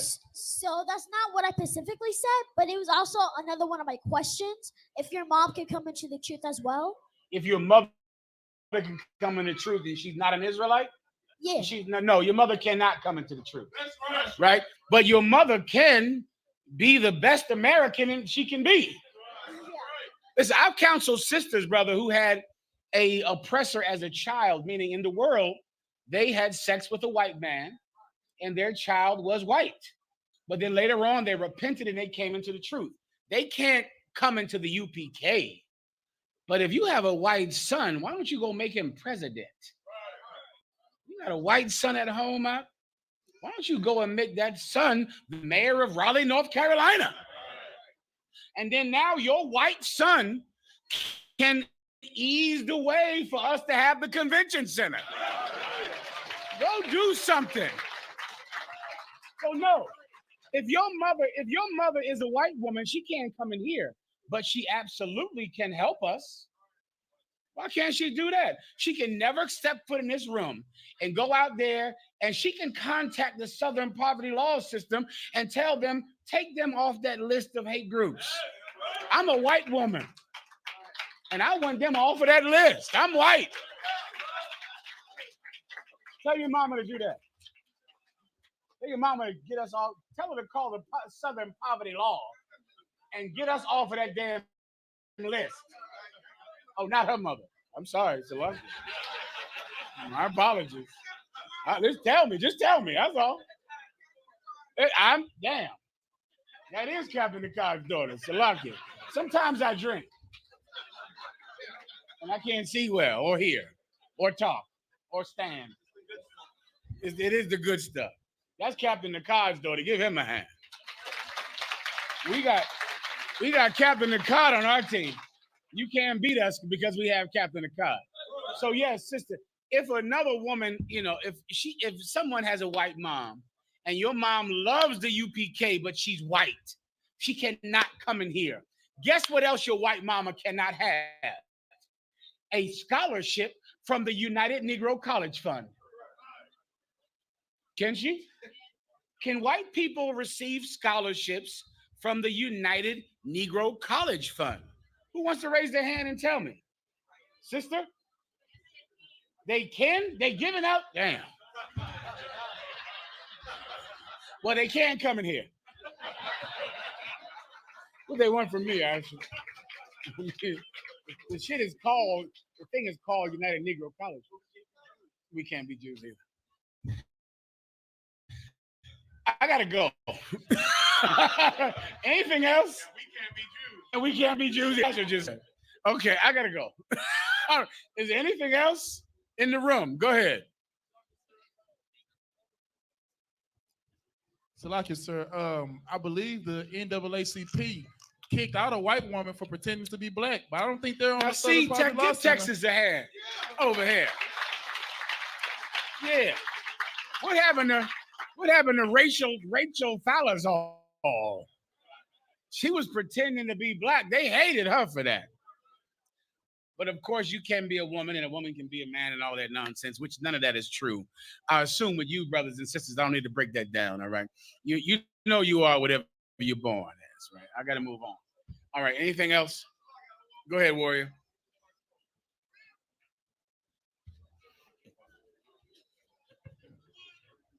Salakia, out of one. They got to remember where we at. We in North Carolina, South Carolina.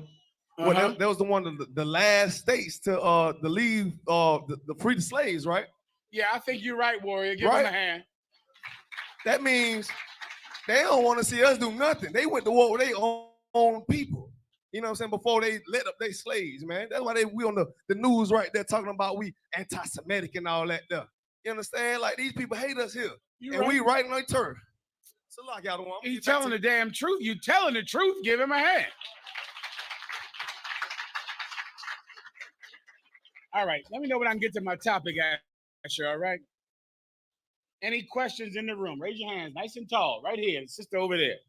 Go ahead.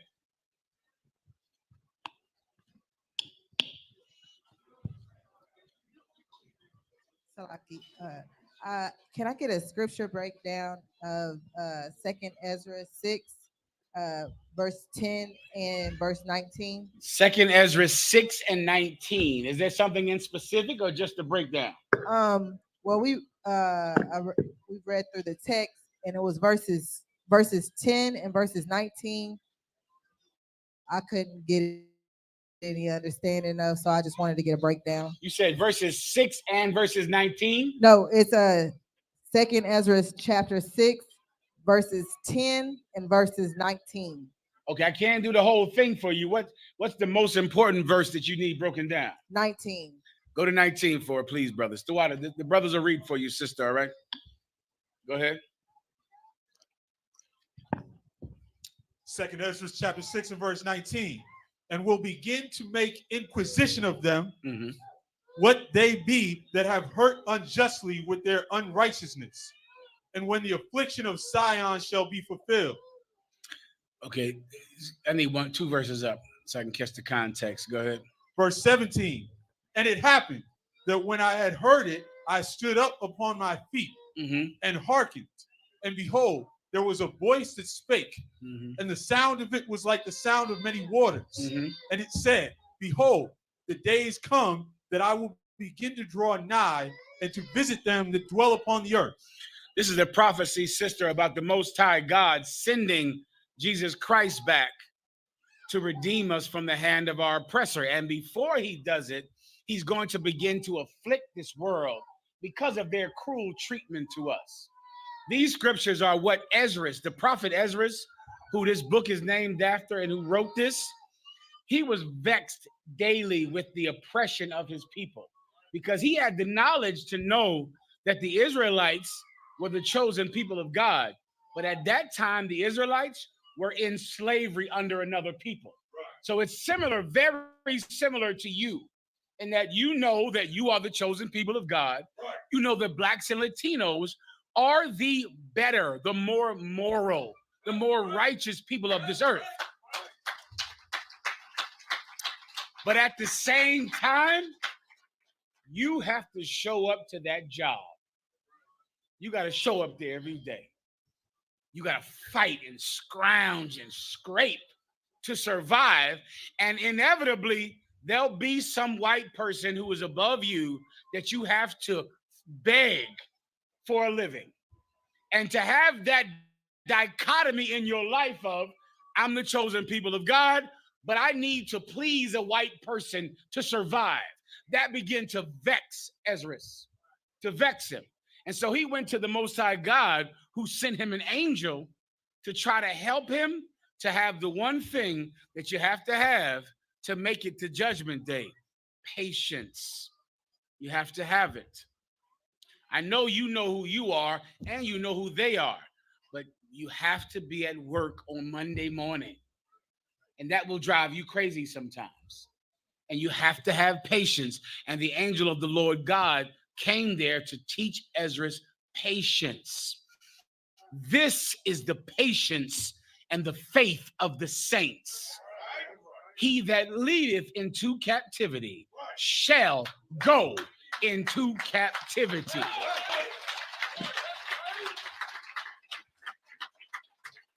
It's for you, sister, it's like waiting for a baby to be born.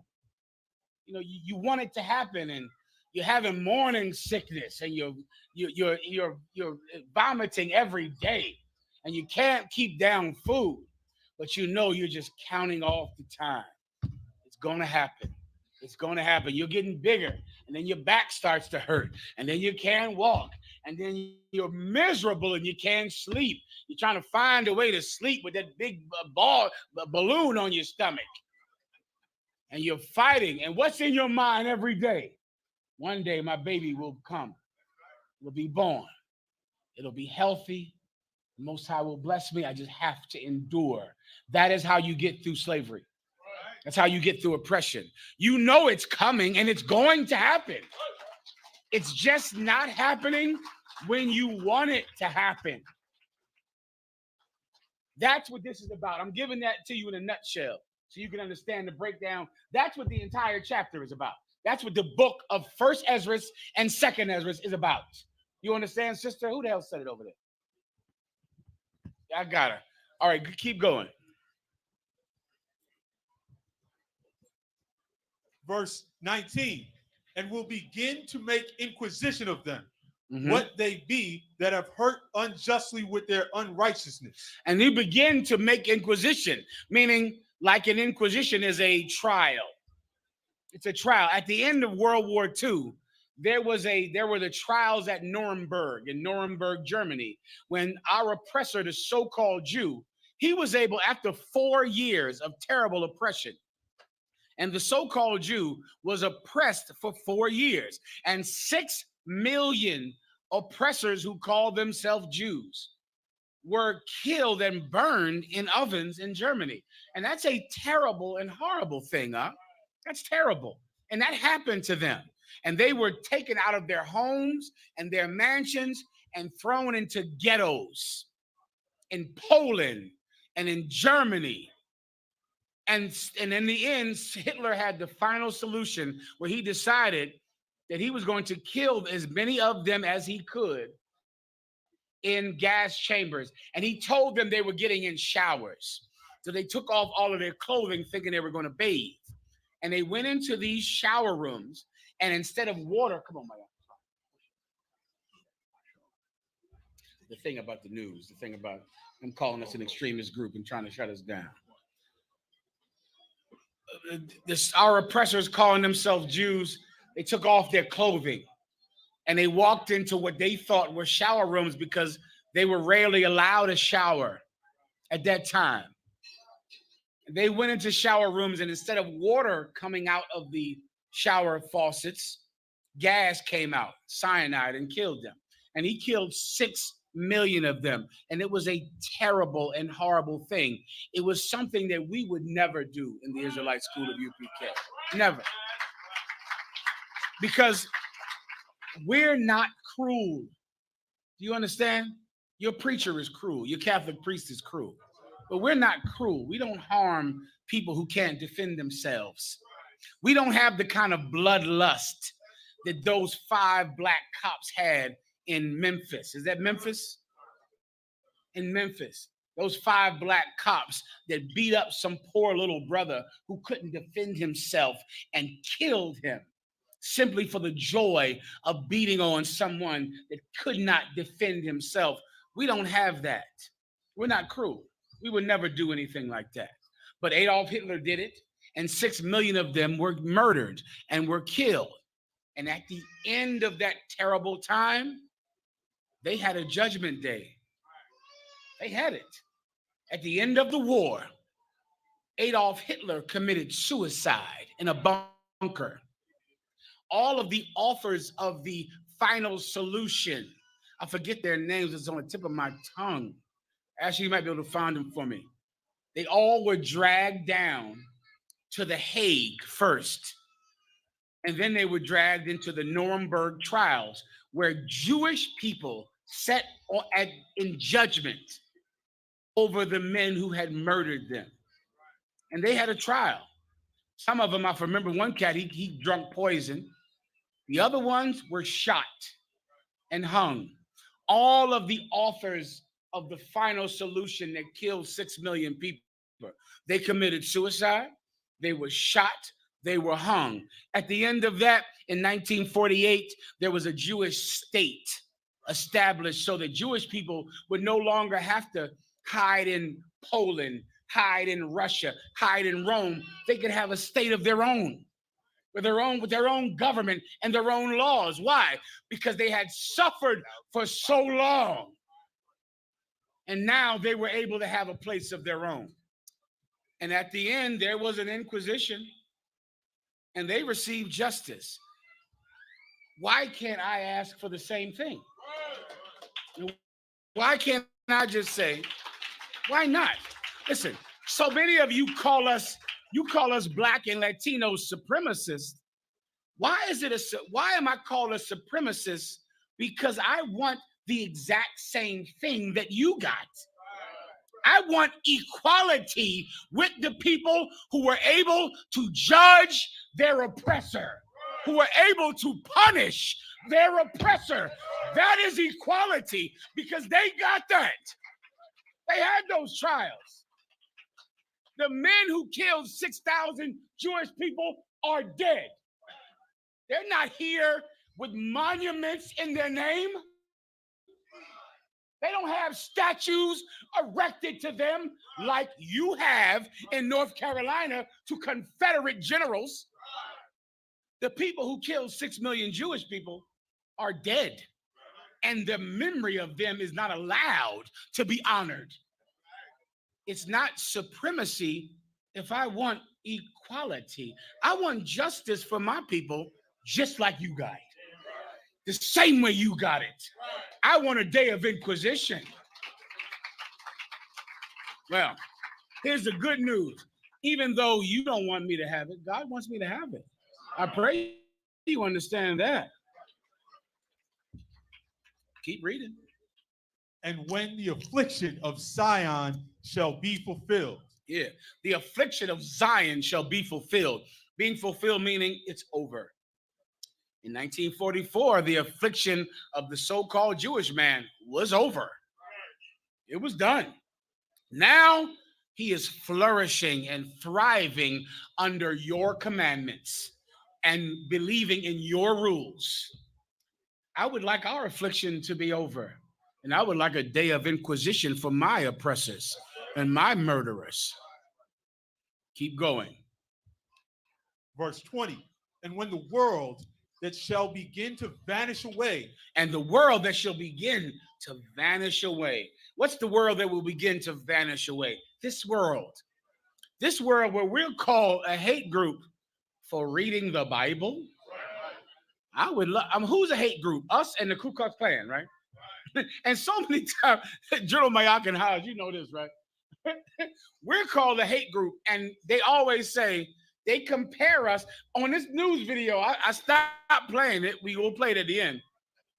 The devil's their oppressor said if the Ku Klux Klan was renting the convention center, no one would allow that to happen. I've heard this my entire time in the truth.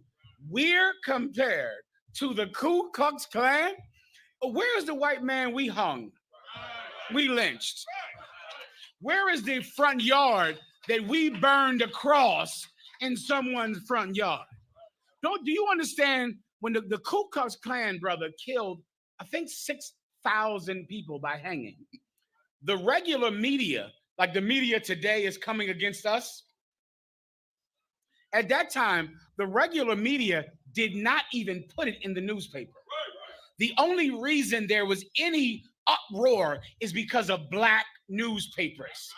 At that time, we had black newspapers, and black journalists were pushing the fact that 6,000 people were being killed from North Carolina to Mississippi, were being killed in Louisiana. The regular media cared about Babe Ruth. They cared about, nonsense. But black newspapers were pushing it. Emmett Till became the beginning of the civil rights movement. It wasn't white newspapers that cared about Emmett Till.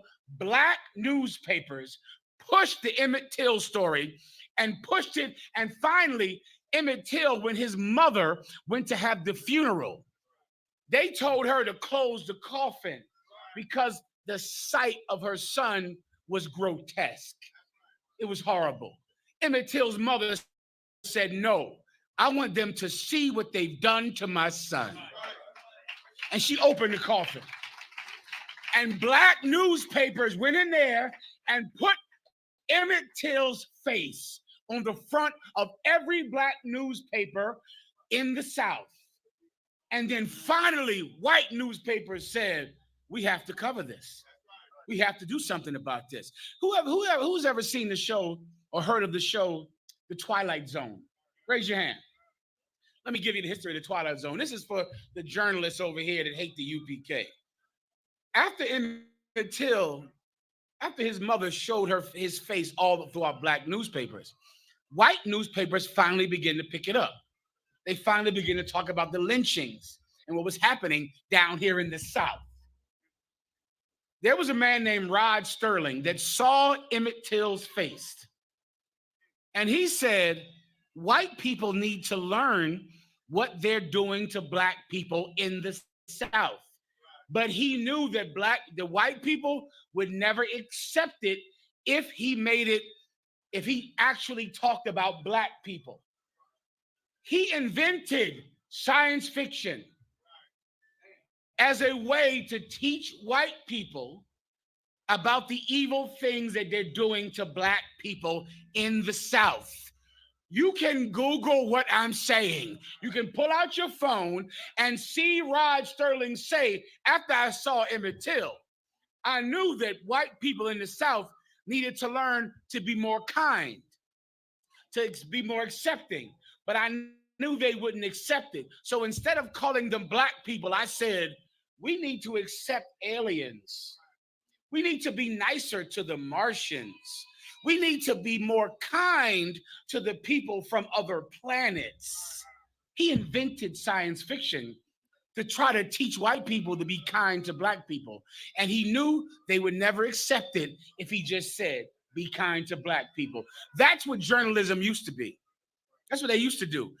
Rod Sterling is saying this on a video. He's saying this, you can just Google it and look it up. Emmett Till is what invented science fiction. And what is science fiction now? All aliens coming together, all of the aliens being nice to each other. They don't care what planet you come from. You should be nice to all the different people from other planets, because that was their way to say, stop hanging black people. Stop killing them. Stop slaughtering villages of Mexicans. Stop killing entire villages of Mexicans. Stop slaughtering villages. But I know you won't hear me, so be nice to the Martians. Be nice to the aliens. Let me tell you something, brother. All I'm asking for is what white people already got. I would like justice. And it's not racist to want justice. It wasn't racist when the Jewish people wanted it at the end of World War II. It's not racist that Commanding General YAHANNA demands it today. It's not racist. We are not racist at all. There is nothing racist about the Israelite school of UPK. What we are is kind to the people that you want to be cruel to. We're kind to them. We're just to the people that you won't give justice to. Maybe you're the criminal. Maybe you're the one that needs to be stopped. Maybe one day we'll have an inquisition over you and what you did. Until then, we'll be patient, right? Until then, we'll all be patient. Any more?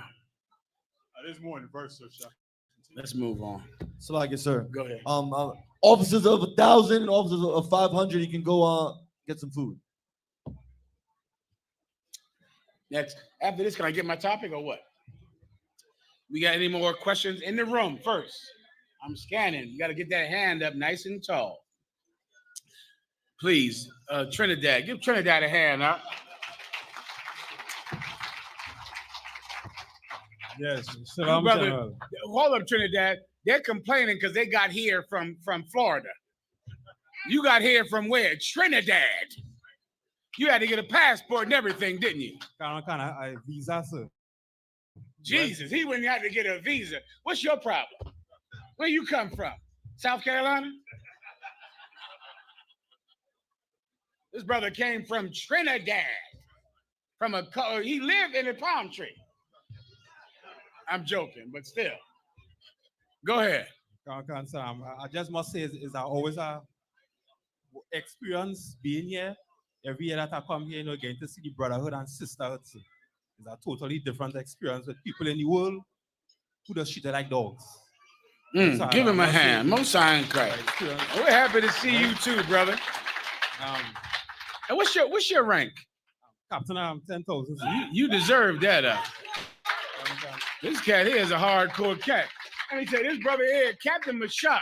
Captain Mashak, he loved to get his men raised up, Captain Mashak. He loved to hound me till I can't go to sleep. I'm trying to be in the gym. He want to talk about him all day. All he can do is call me in the gym and talk about you. And that's how he got this brother raised up right here. And he deserved, and Mashak was right all the time, and I'm always wrong. And Mashak was right, because this cat here is outstanding. And he's a champion of the word of God in Trinidad. Go ahead, warrior. What do you want to say? I have 3 questions. The first one is with baptism. In Acts chapter 8, when Philip went in water and baptized the eunuch,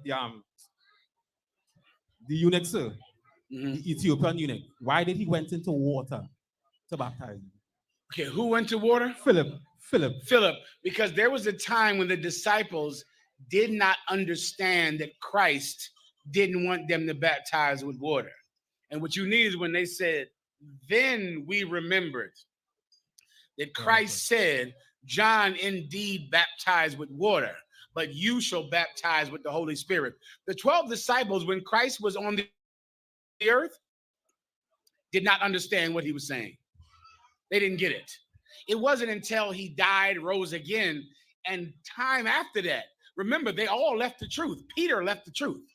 Peter denied Christ 3 times before the cock crew said he didn't know Christ. He don't know who the hell they're talking about. All of them left the truth. Then at the day of Pentecost, they came back. And then slowly over time, the things that Christ said when he was on the earth, they began to get it. Before they got it, they were baptizing with water. Before they understood it. They begin to just say, well, baptism is with water. Why? Because of Leviticus, the 15th chapter. The baptism is a law, meaning if you are unclean, you take a shower, you bathe, and then you can come back around the people. The Israelites invented hygiene. So they begin to just do it like hygiene. Well, you're a sinner, you wash, and then you can come back around the people because of Leviticus, the 15th chapter. Then they remembered that Christ said, John indeed baptized with water, but you shall baptize with the Holy Spirit. Then they stopped. Before they remembered it, they were baptizing with water. You can just look up what I just told you. You understand? Go ahead. The second question is concerning the 21 elders. Go ahead. Why did the Lord create the 21 elders? If he's the most high, he's the most wisest in the galaxy, why did he create it? Okay, when you say he's the most wisest, that means what? Most high. Most wisest means he. And what does that mean? Well, he knows. He knows everything. How? Because he's the most high, so Right, he does know everything, but how does he know everything? Through the angels and them. Hey, give him a hand. Here we go now. Right? Yeah, here we go now. Yeah, he does know everything, right? I said earlier the angels are in the room. The Most High is not in the room. He sends soldiers that give report. 20, those, I believe, how many elders is it? 24 elders. Those elders give him the information he needs to make the best decisions, right? The angels give the elders the information they need to give the Most High the information that he needs. It's a chain of command. The Most High knows all, but how does he know all? Magic? No, not magic. I got a daughter. When she was very young, she would say to me, "Oh, Abba, ask the Most High to use He magic to make it happen. Tell the Most High to use He magic." I said, "All right, I'll tell him." It's not like that. Do you understand? It's the Most High knows everything because he gets reports. He receives reports. He sits on a throne made of fire, and the throne is screaming his name. And there are droves of angels coming in, telling them what you're doing in Trinidad. And now he has all the information, and he knows everything. You know the precepts that you already know as I'm talking to you, right? About the precepts. The ladder that Jacob had. Jacob had a vision, and he saw a ladder leading from heaven to the earth. And there were angels going back and forth, up and down that ladder, bringing reports, telling them what's happening in this room. Tell them about what you're doing at home. Seeing you and what you're doing. Seeing you and what you're doing. And they give reports, and now he knows all. Do you understand? Answer. Anything else? Yeah, last question. In the kingdom of heaven, would it have any sin? Any what? Sin. Sin? Yeah. Okay, in the kingdom of heaven, this is the best way to understand it. The kingdom of heaven will be inhabited by men, people, with penises and vaginas, with stomachs and mouths. You understand? The difference is righteous men will be the government of that place. And so, those righteous men will not suffer sin. And that's the reason there'll be no sin. Not because people just don't desire sin, but because people are not influenced to do sin. So much of the sin you commit is because you're influenced to do it. The internet, your father, your mother, TV, everything is telling you to get high. Now, you think you just chose to get high? You didn't. You didn't. How many people out there when they were young ate rats? Raise your hand. Worms. What? Yeah, worms. You didn't eat worms or rats. No worms or rats. How about cockroaches? No worms? Raise your hand if you grew up in the world and you ate cockroaches. Now raise your hand if you ate shrimp.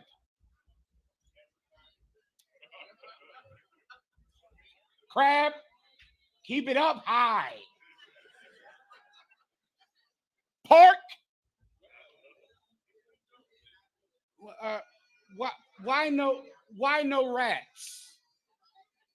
Who wants to raise their hand and tell me why they didn't eat rat growing up? Surely, if I was in China, there'd be a different group of hands raised. So why no rat, sister? Because there were no commercials about rat eating. There's laws that say you can't eat rats. No cat eaters in the house, raise your hand. No. The reason you ate pork and shrimp and crab and not cockroach, rat, and cat is because you are just susceptible to advertising. That's all. That's all. Christians believe they can eat whatever they want to eat. How many Christians eat cat? Ask your grandmama if she had some nice cat, if she had some rat, some cockroach. Even your nasty grandma don't eat cat and cockroach. Why? Because when people say they can eat anything because of God, what they really mean is, I can eat whatever the commercial tells me to eat. They don't mean anything because they don't want to eat rats and mice. Does everyone understand? Does that answer your question? I gotta go. All right, next. Are we having something at the end of this with music and drinking? Not that I'm trying to drink. After my topic, the water. Go ahead, come on. Like I said, that's that last question. Israelites and the heathens in the kingdom of heaven, would the punishments be even? For example, like today, if I smoke weed, I will get locked up for 100 years. A white man smoke weed, you get locked up for 6 months. I got you. In America, if you commit a crime, give the microphone back one more time. In America, right now, if a poor person commits a crime, let's say a poor person steals, he takes money. There's a punishment for that, right? Okay. What if a governor takes a bribe? Is it worse than a poor person stealing or less? It's like I said, it shouldn't be it shouldn't be what? It shouldn't be less. It shouldn't be less. Why? Because that's the laws. That's all the laws. But okay, a poor person stole money. Right. Then a governor stole money. He took a bribe, took money for elections or something like that. In America, the laws are more severe if you are corrupt. Do you understand? The laws are more severe for mayors and governors. Why? Because corruption is more destructive than common thievery. It's more destructive. There's a cat named Milosevic that took $500,000 and he got 25 years in jail. You understand? Why? Because he was governor and he took that money to sell a Senate seat. Donald Trump pardoned him, of course. But if you're in America and if you commit corruption, just like in America, if you're a thief and you steal, that's a crime. What if you're a police officer and you steal? That's more severe because you are the government, and government corruption is worse than a common citizen committing an act of evil. In the kingdom of heaven, if you're an Israelite and you commit a crime, it's far worse than a white man committing a crime because you are the government. A white man committing a crime, his whole life is going to be hell anyway, y'all. You know, he's not going to be around long. You get the point. You are the government. What are you going to do? Commit crime in the kingdom of heaven? Precept.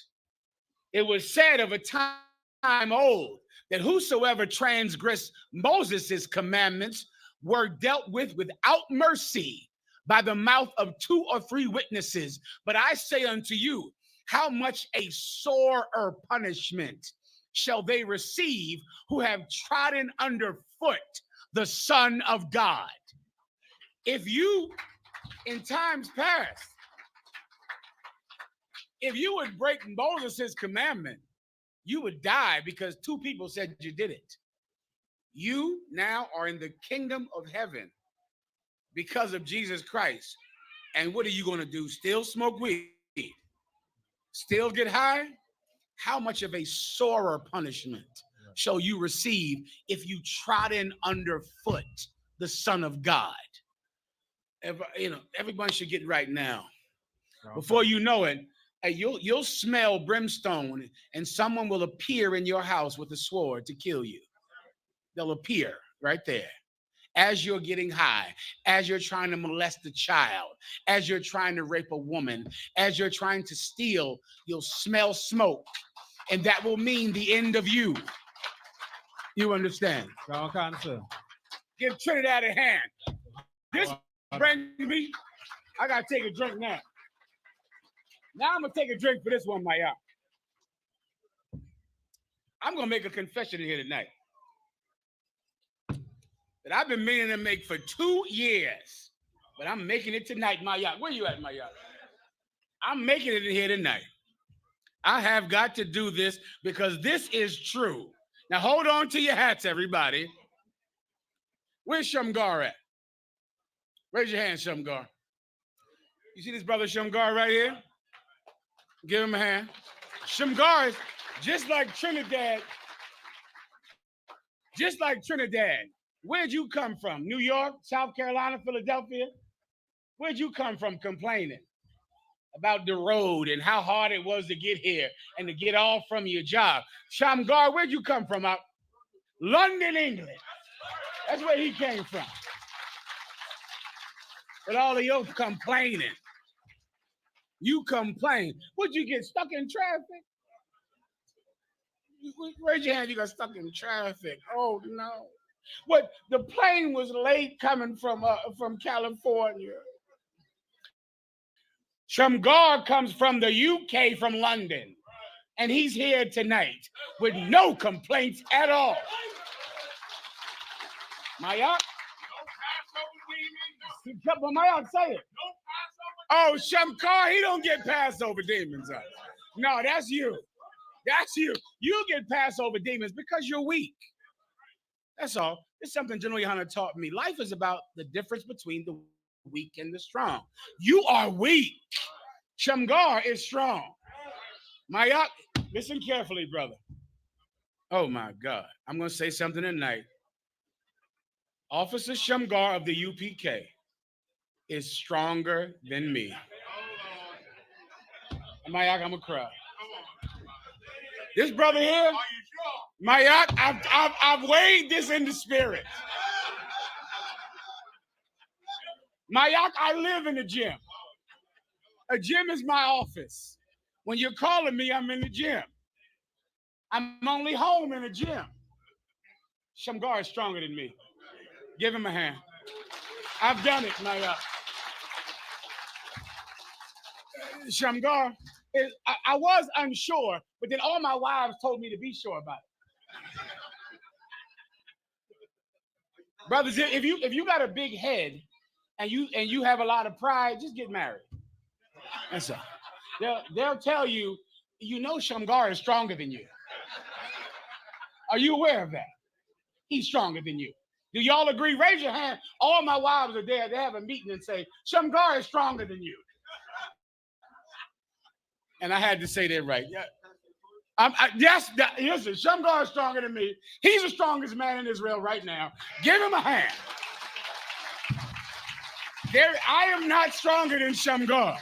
I cannot lift the weight that Shamgar lifts, my God. I cannot do it. Damn. Y'all don't lift weights. My y'all got tried. Can't do it. Y'all don't lift weights, so you don't understand. Shamgar can shoulder press 325 pounds about 15 times. Do you understand what that means, Maya? How many times? What could he do it for 5 times? You understand? about 500 pounds. Shamgar is strong like the world's strongest man. He's on another level. Listen, he was last night. Of course, I guard Commanding General YAHANNA. Shamgar was there. I just said, go ahead and get up front. What can I do? Maybe I get to kill a couple of stragglers. Maybe some of them weave around you. I get to pull my thing out and do my business. But really, this is the stand up against Shamgar. This cat is a strong. He is strong. This cat has supernatural strength.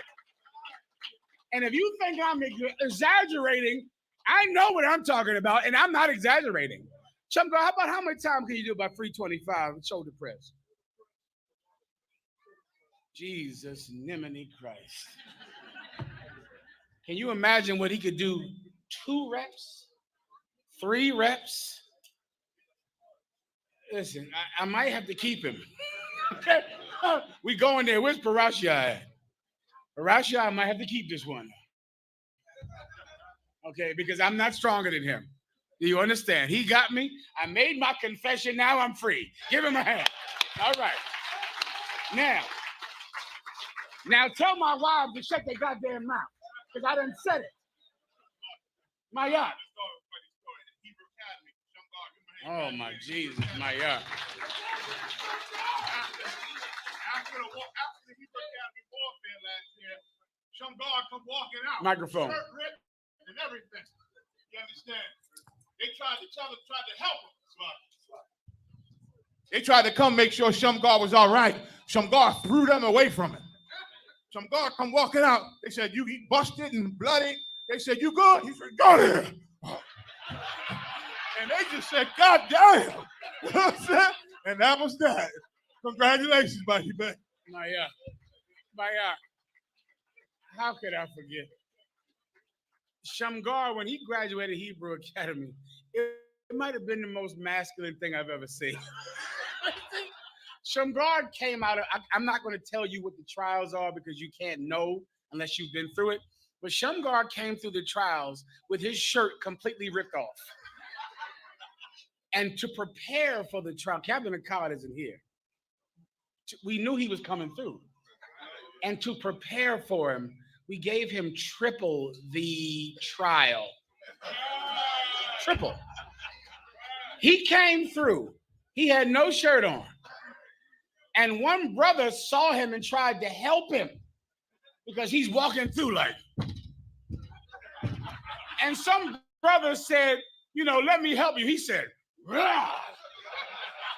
And refused to help. I stood there and I said, he's better than me. He got me. You know what? I'm not lifting weights anymore. That's it, action. I'm done with the gym, y'all. Call me all night, y'all. Call me all night. I'm joking.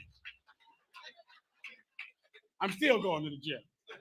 I'm going to the gym to be second to the officer. I'm going, all right? Damn. I'm tired of you. Let's have a drink today. Like, I'm docking. That was hard for me.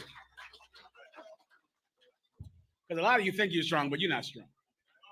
But this guy here is strong. All right. Any other questions before I get to this topic? Scan it one more time. Raise your hands nice and tall. Okay, Asher, anything? I'm sorry? Okay, I'm sure I got a time. I got to end this class, right? There's no specific time. Oh shit. All right. Then let me give me you're gonna give me first. Give me 1 Corinthians 11 and 34.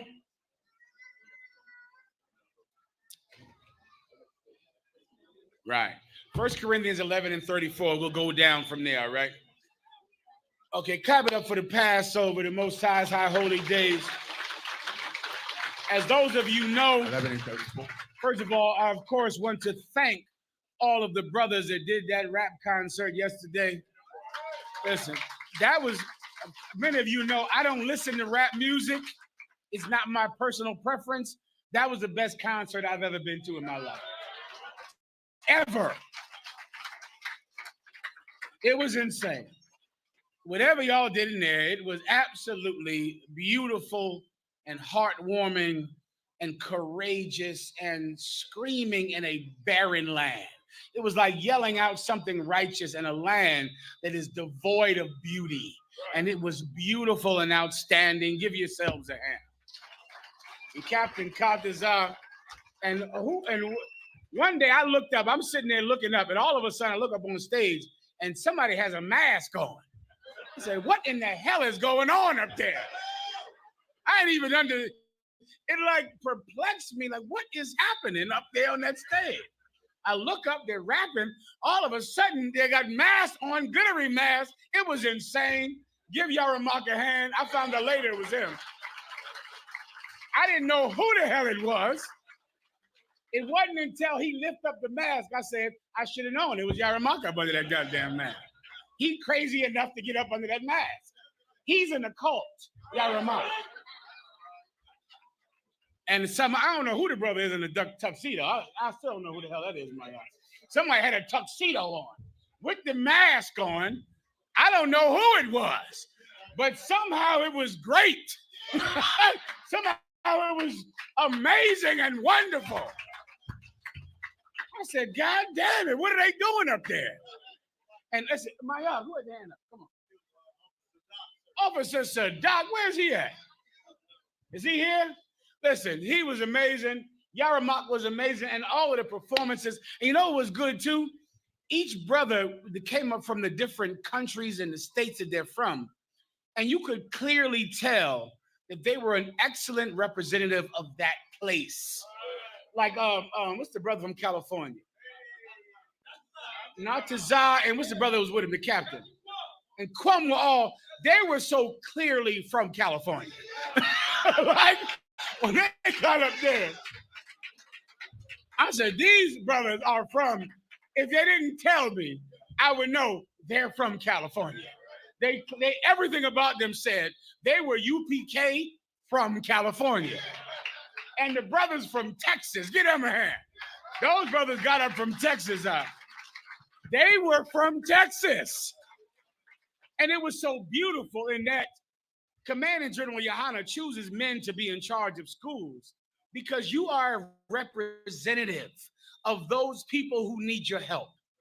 You're one of them, and they should follow you. If you're in Texas, you should follow Yatazaka. If you're in Northern California, you should follow Kwamwa'al. And a brother from Florida, what's a brother named from Florida was up there rapping? From Florida, I forget his name too. Man, he was so clearly from Florida. And he was a representative of Florida, but he was righteous and in the school. And if you're from Florida, that's who you should follow. Those brothers. And Captain, what's his name? From Florida. Shawarya Allah, right? Shawarya Allah. It was beautiful art. It was outstanding. I was so impressed. And Captain Akkad, forget about it. I mean, he's insane. And Captain Katazai and Captain Tawar. Captain Tawar, you know, is my physical brother. And he's the one thing in my life that still holds a little. I can feel that he pulls on me. He give me a little like, oh. Because I changed his diapers. He ain't gonna tell y'all that. And taught him how to talk. And taught him to rap. He don't mention that either. He don't bring that up.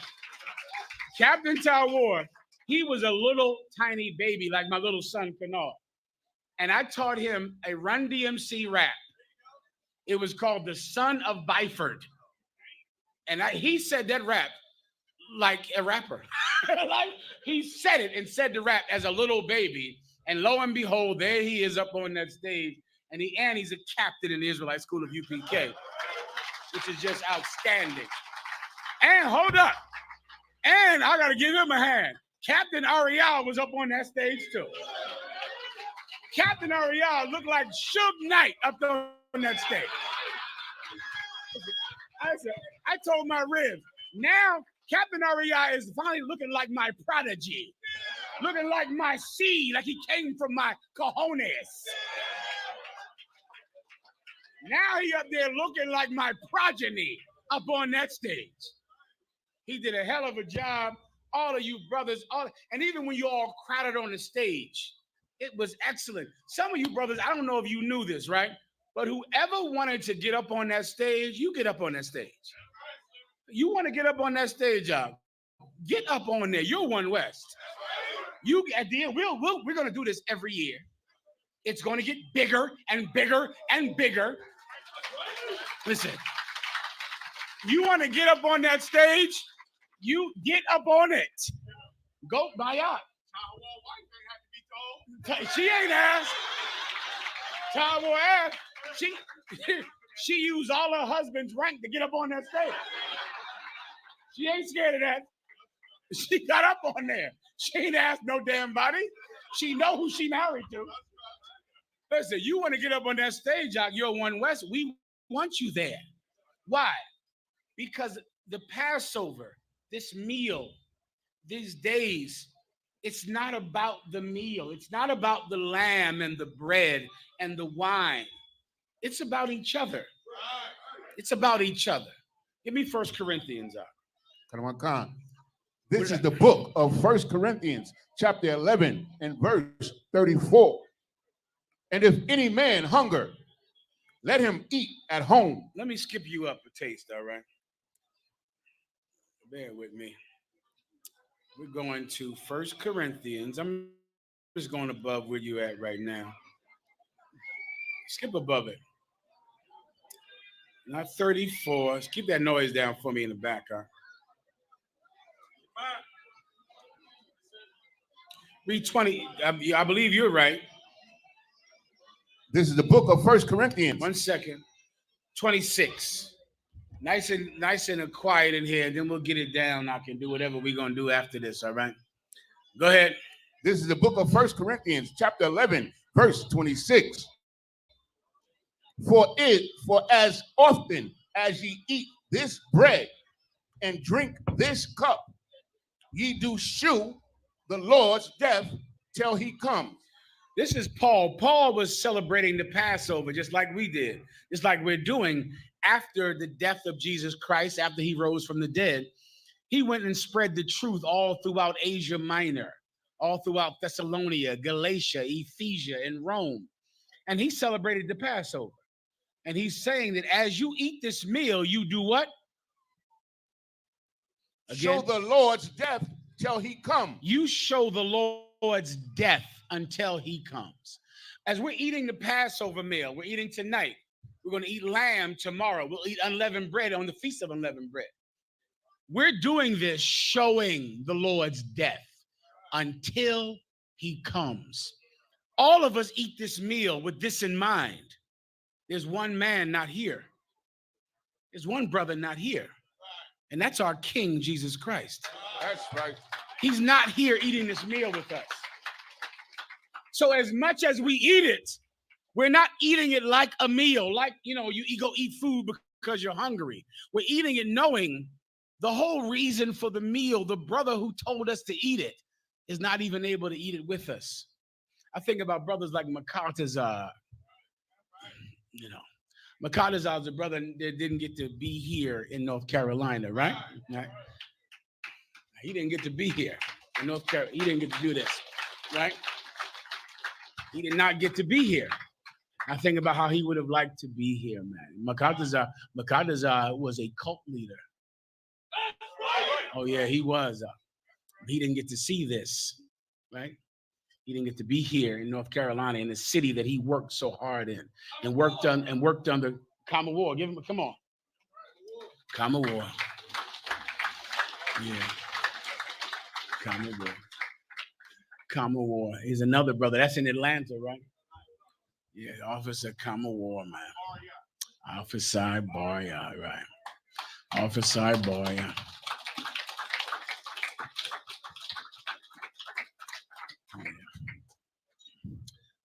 They didn't get to see it, right? They didn't get to be here. They didn't get to see, all their brothers and to eat the lamb with them and to be with them. And man, they would have loved it, man.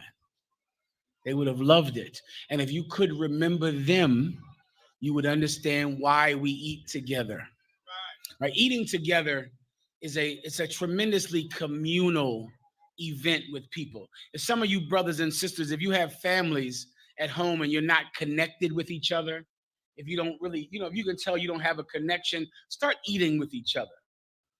Start sitting down every day at a dinner table and eating with each other, because the act of sharing food with each other on a regular basis, it builds a bond. You form bonds like that. And Christ, brother, when he knew that he was about to die, he sat down and had a meal with his brothers because he was going to miss them, right? He was going to miss them, like Makatazar and like Abaria. Say the other brother's name? And Kama. I remember when Kama Ward died and Commander General YAHANNA went down to Atlanta, man, to go speak on the street corner for him because the brother's family would not allow us to come do his funeral, his burial. And Commander General YAHANNA said, well, if the family won't let us come do his burial, his physical family, even though that was not the wishes, those were not the wishes of that man, that we'll celebrate him on the street corners. We'll celebrate him where we can. And we did.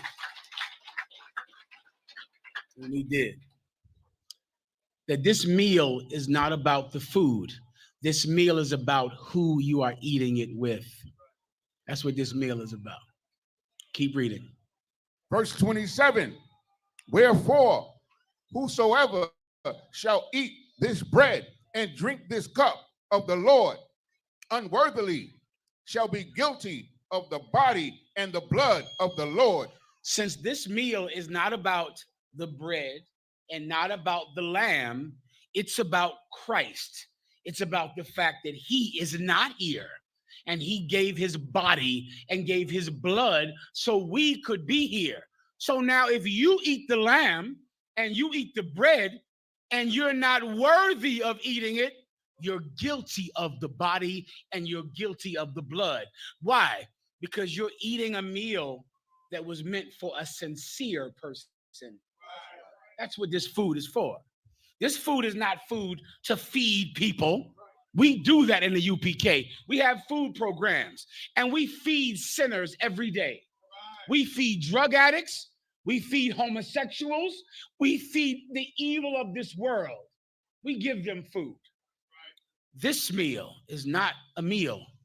This meal is about who you're eating it with.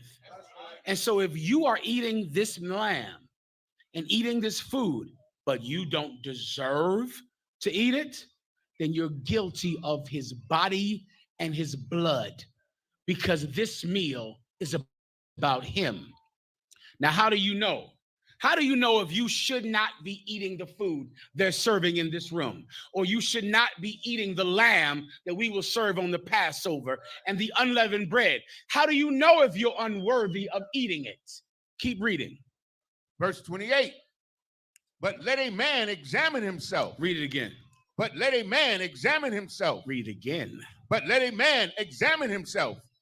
Let a man examine himself.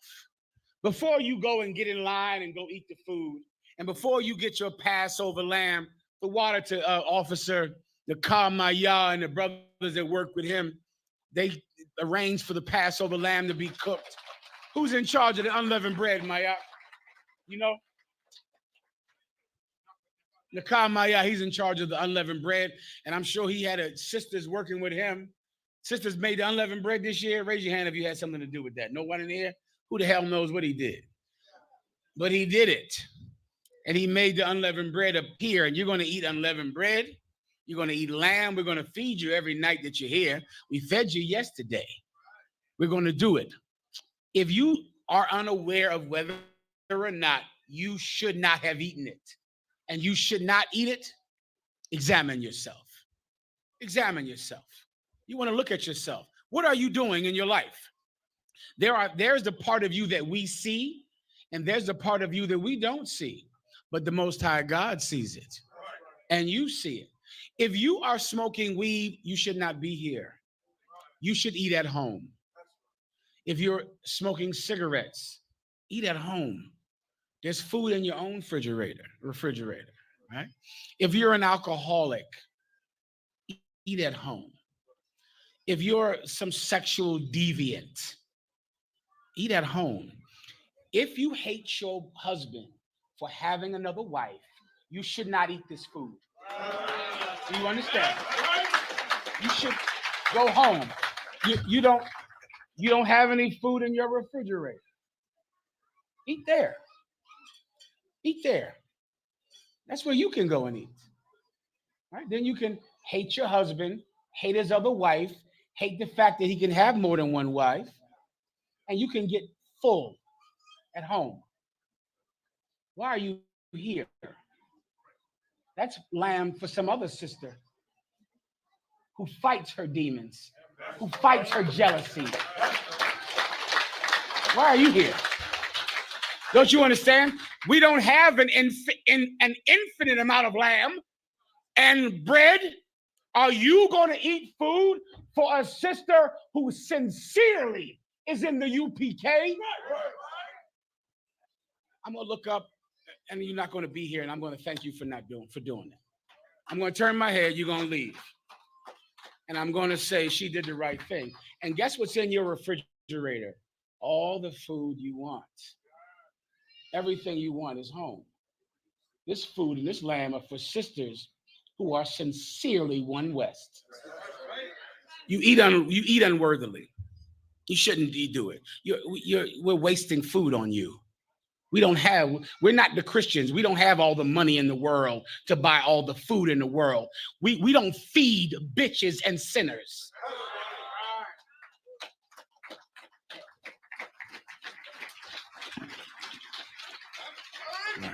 No. I wish some other brothers and sisters were here that died before they could be here. Like that sister, who's here from New York that remembers that sister in Trenton, New Jersey? You remember her? The sister in Trenton, New Jersey. Say again? What's her name? I'm sorry. Let me hear the name so you can remind me. Sister Kaya. Where was she from? She was from New Jersey? No, not her. Nabaya's wife. From Newark, New Jersey. Newark, New Jersey. No, but Kaya. Yeah. Kaya was one West top. Yeah, Kaya was one. She was one West. That's sister man. She was. I wish she was here, right? Not you. I wish you were not here. But I wish she was here, but she couldn't be here. Right? And you shouldn't eat her food. You shouldn't eat those other brothers' food. You should go home and eat what you have. Keep reading. And so let him eat of that bread and drink of that cup. Verse 29. For he that eateth and drinketh unworthily, eateth and drinketh damnation to himself. You're damning yourself by eating this food. What are you here to do? To eat our food, drink our liquor, and drink our wine? Drink your own. The Christians believe in only having one wife. They don't have dinner. You can't eat their effing food. You like to get high, don't you? You like cigarettes and smoking weed and prostitutes. The Christians have dinner. Eat there. Why are you here? Eating food we could give to a brother who's sincere. You're damning yourself. Please believe that. You're damning yourself. Keep going. Not discerning the Lord's body. Not discerning what? The Lord's body. Not understanding. The term discerning means understanding. You don't understand the Lord's body. What is the Most High's body? We are the Most High's body. Each other. And then I know this is strange. I know it's weird. I know it means we're in a cult. I know that.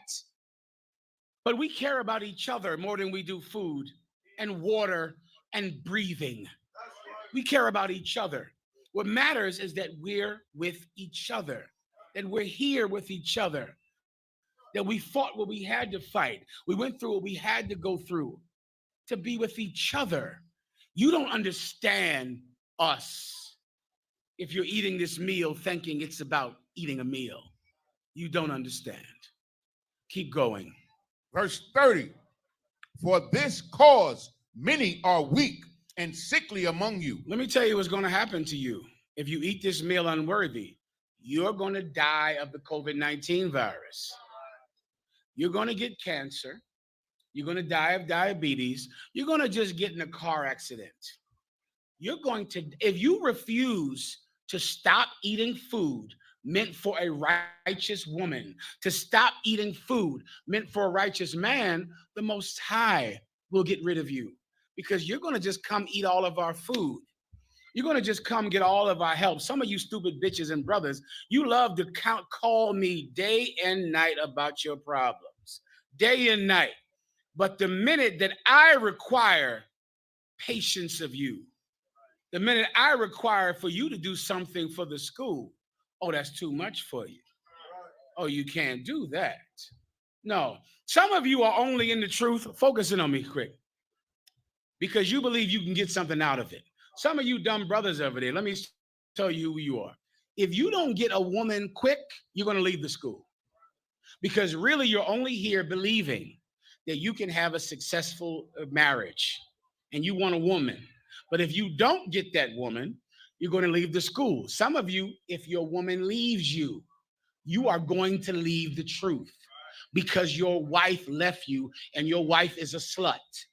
And if she leaves you, you're going to say, ever since I came into this school, things have been going bad for me.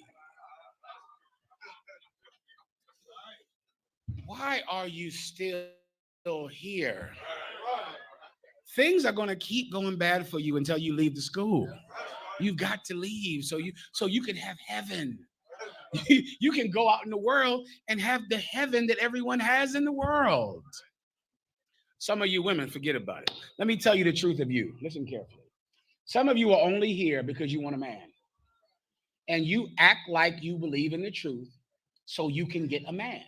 Because since you were 13 years old, your entire life has been about boys. You didn't go far in your career. You didn't go far in school because you are boy crazy. And of course, in the UPK, we have extremely strong, handsome men. You see them over there. They handsome as hell. Look at this brother right here. Look at Yahamanna. Stand up, Yahamanna. This is what they want. Yahamanna, give him a hand. Oh, they want that. I already showed you Shamgar. Shamgar pick three you up like this here. Put you up on there. You want somebody to pick you up, don't you? Shamgar pick up three of you like this. And I got so many more brothers, and you see all these handsome, strong brothers. So what do? You how is Shamali?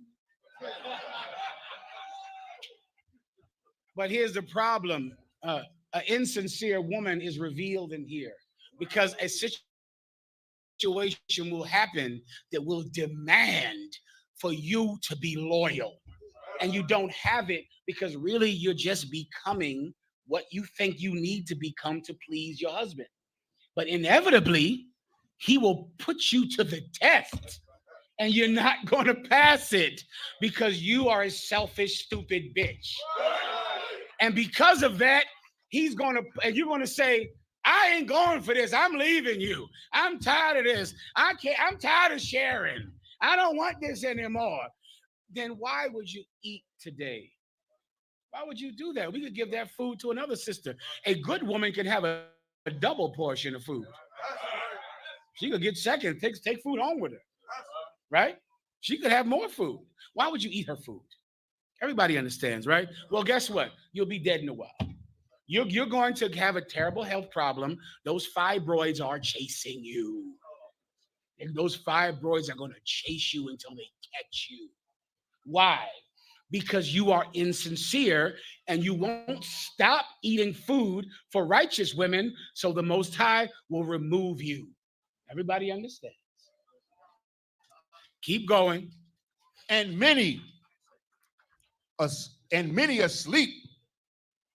Verse 31. And many, meaning some people die in their righteousness. The Bible talks about that. A man who dies in his righteousness. A woman who dies in her righteousness. But many other people are dead because really that's the only way to get rid of you. That's the only way you'll get out of here, because you're wicked and a sinner who, acts like she's in the truth or acts like he's in the truth. You'll go either way. Keep going. Verse 31. For if we would judge ourselves, we should not be judged. Read that again. I know you're too dumb to get this. I For- know. One second, but I want you to focus in, and then this is where I'm ending the class. This is helpful to you in your ignorance. Read it again. For if we would judge ourselves. Again. For if we would judge ourselves. Again. For if we would judge ourselves. That's what the world says about us. You so judgmental. Don't judge. You shouldn't judge. God said, if we would judge ourselves, if we would judge ourselves, if we would judge ourselves. Keep reading. We should not be judged. If you would judge yourself, then no one else has to judge you.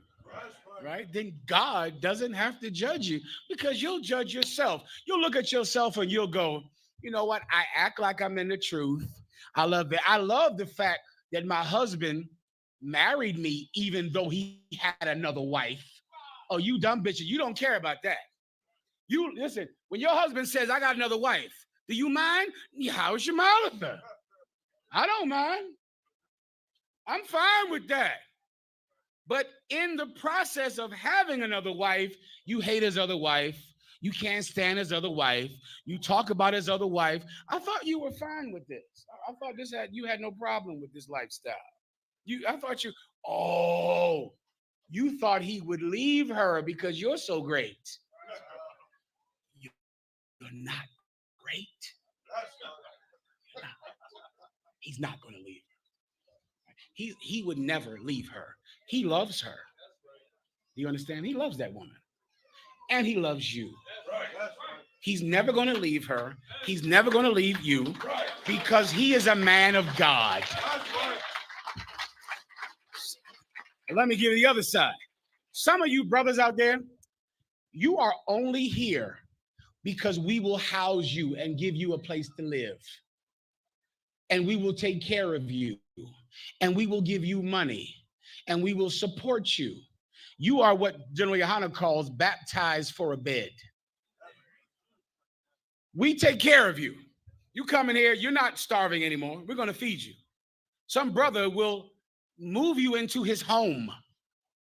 Why do you think he's doing that? He's doing that because he's One West. He's U.P.K. And now you're going to live with him and his wife. And his wife better not complain. She better not even say a word about it. She doesn't have a choice, son. He's going to say, here, baby, this is Mahayaman. He live with us now. She's going to say, well, I guess I'll set an extra plate out for dinner. Because the bitch know if she say anything about it, it's a sad day on that block. You're here for that. But the minute you can't get all the help you want, the minute you can't get every bit of help that you need, or God forbid, we ask you to help someone else, then there's no love in the U.P.K. We don't love, there's no love in there. We don't love any. Yeah, they loved me when they gave me a place to live, helped me, gave me all the money, bought the boots on my goddamn feet. Did everything for me. But you know what? I asked them for this and they didn't give it to me. So there's no love in here. Brother, if you eat that lamb, you're going to get in a car crash. You're going to get killed in some strange, miraculous way. Don't ask me about it. The FBI love to ask us about everything. Who called? The FBI called us about some death that was ridiculous. Who was that? Who was the camp leader that called me and told me this? Somebody tripped. Somebody fell down the steps. And of course, the FBI said, do y'all know anything about this cat falling down the steps? No. Did you see us there with our legs sticking out? I wish I remember who the hell it was. I know it was a ridiculous call. No, we don't. We ain't have our legs sticking out at the top of the stairs. People die because God judges them because they don't judge themselves. Everyone understands. All right. Any more? Is that it? Answer. Go ahead. Verse 32. But when we are judged, we are chastened of the Lord, that we should not be condemned with the world. That's him. Do you understand that by you coming into the school, you have opened yourself up, just like Trinidad brung out. You've opened yourself up to a higher level of judgment because you're not in the world. You're not the ignorant who don't know any better. You've been trained and taught, and there's been so much time poured into you to educate you. And what are you going to still be, a filthy drunk and a drug addict? In some center that has sex with whores and prostitutes? What are you going to be, some dumb bitch that is still disgusting like your aunts and your sisters and your mother? You are causing yourself to be judged at a higher standard because you've been given a higher responsibility because of the knowledge that you've learned. You should have never come in here. Never. You messed up. You joined the cult. That's up to you. You did that. I didn't do that. You fucked around and joined the cult. You did that. Well, now that you've done it, there is a great responsibility with knowing what you know that your mother never had because she didn't know her race. My mother didn't know what race she was. My grandmother didn't know her race. You know. And what do you think? No one will require anything of you more than that?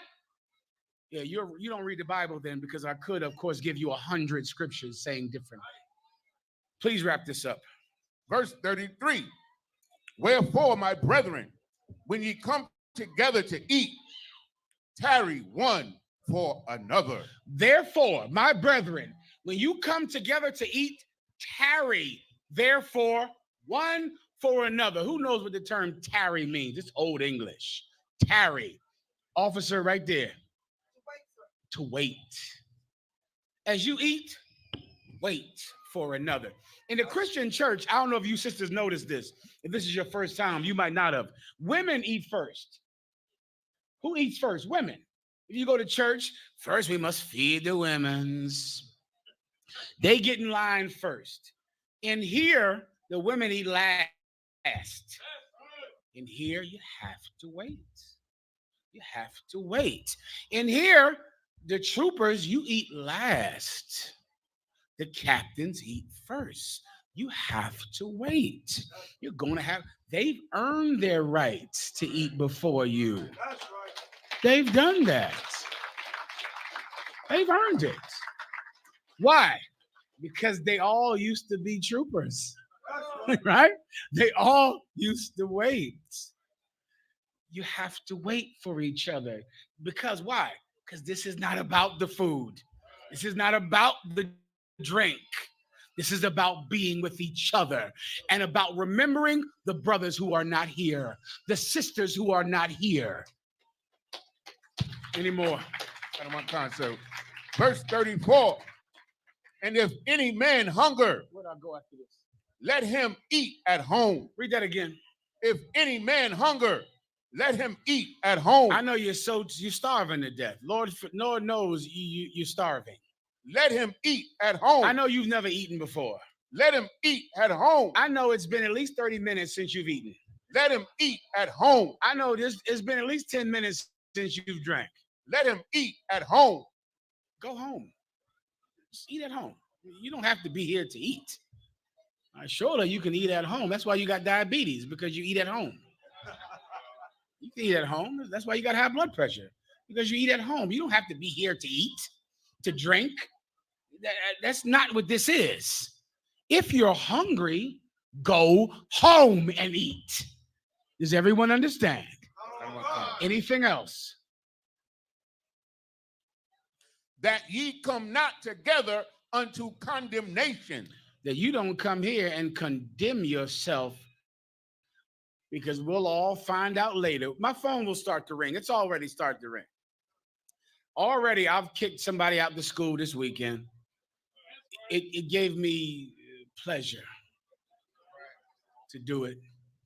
I kicked him out to school. Some drunk that tore up a hotel room. I just kicked him out to school, and I did enjoy it, right?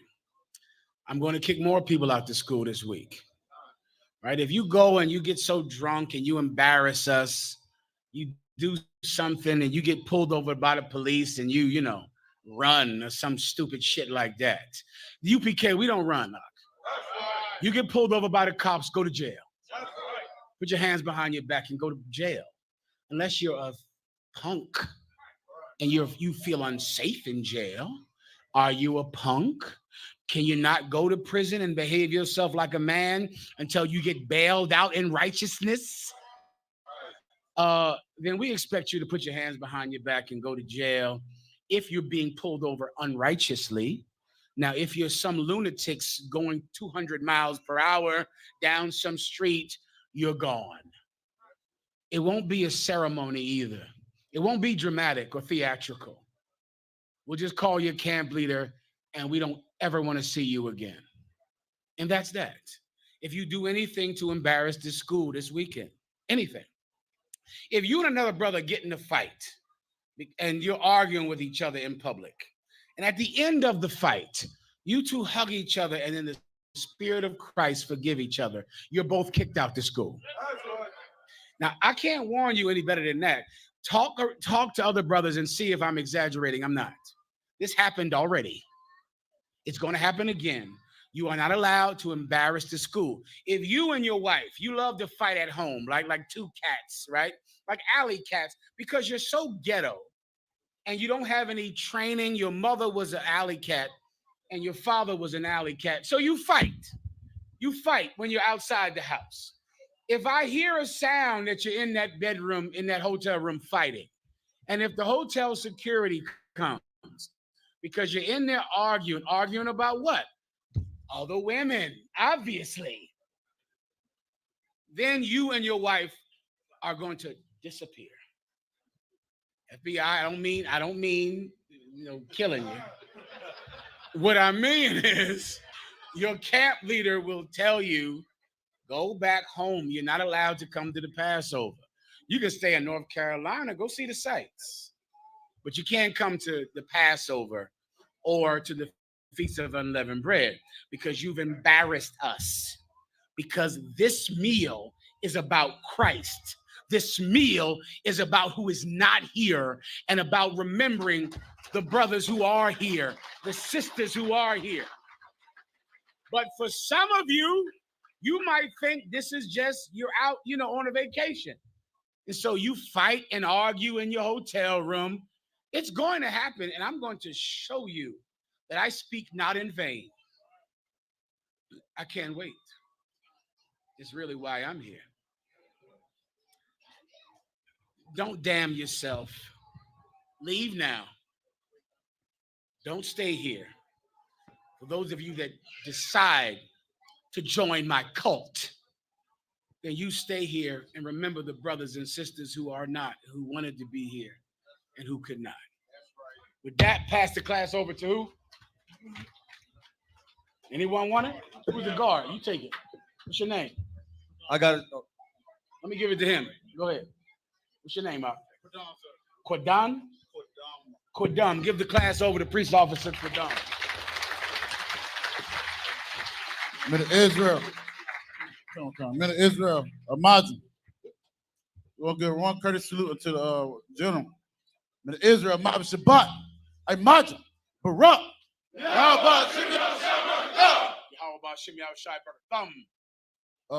Matah Salaki. Sisters, I imagine. Sorry. Sorry. Men of Israel, we're going to give one courteous salute to the sisters. Men of Israel. Imagine Shabbat. Imagine. Barak.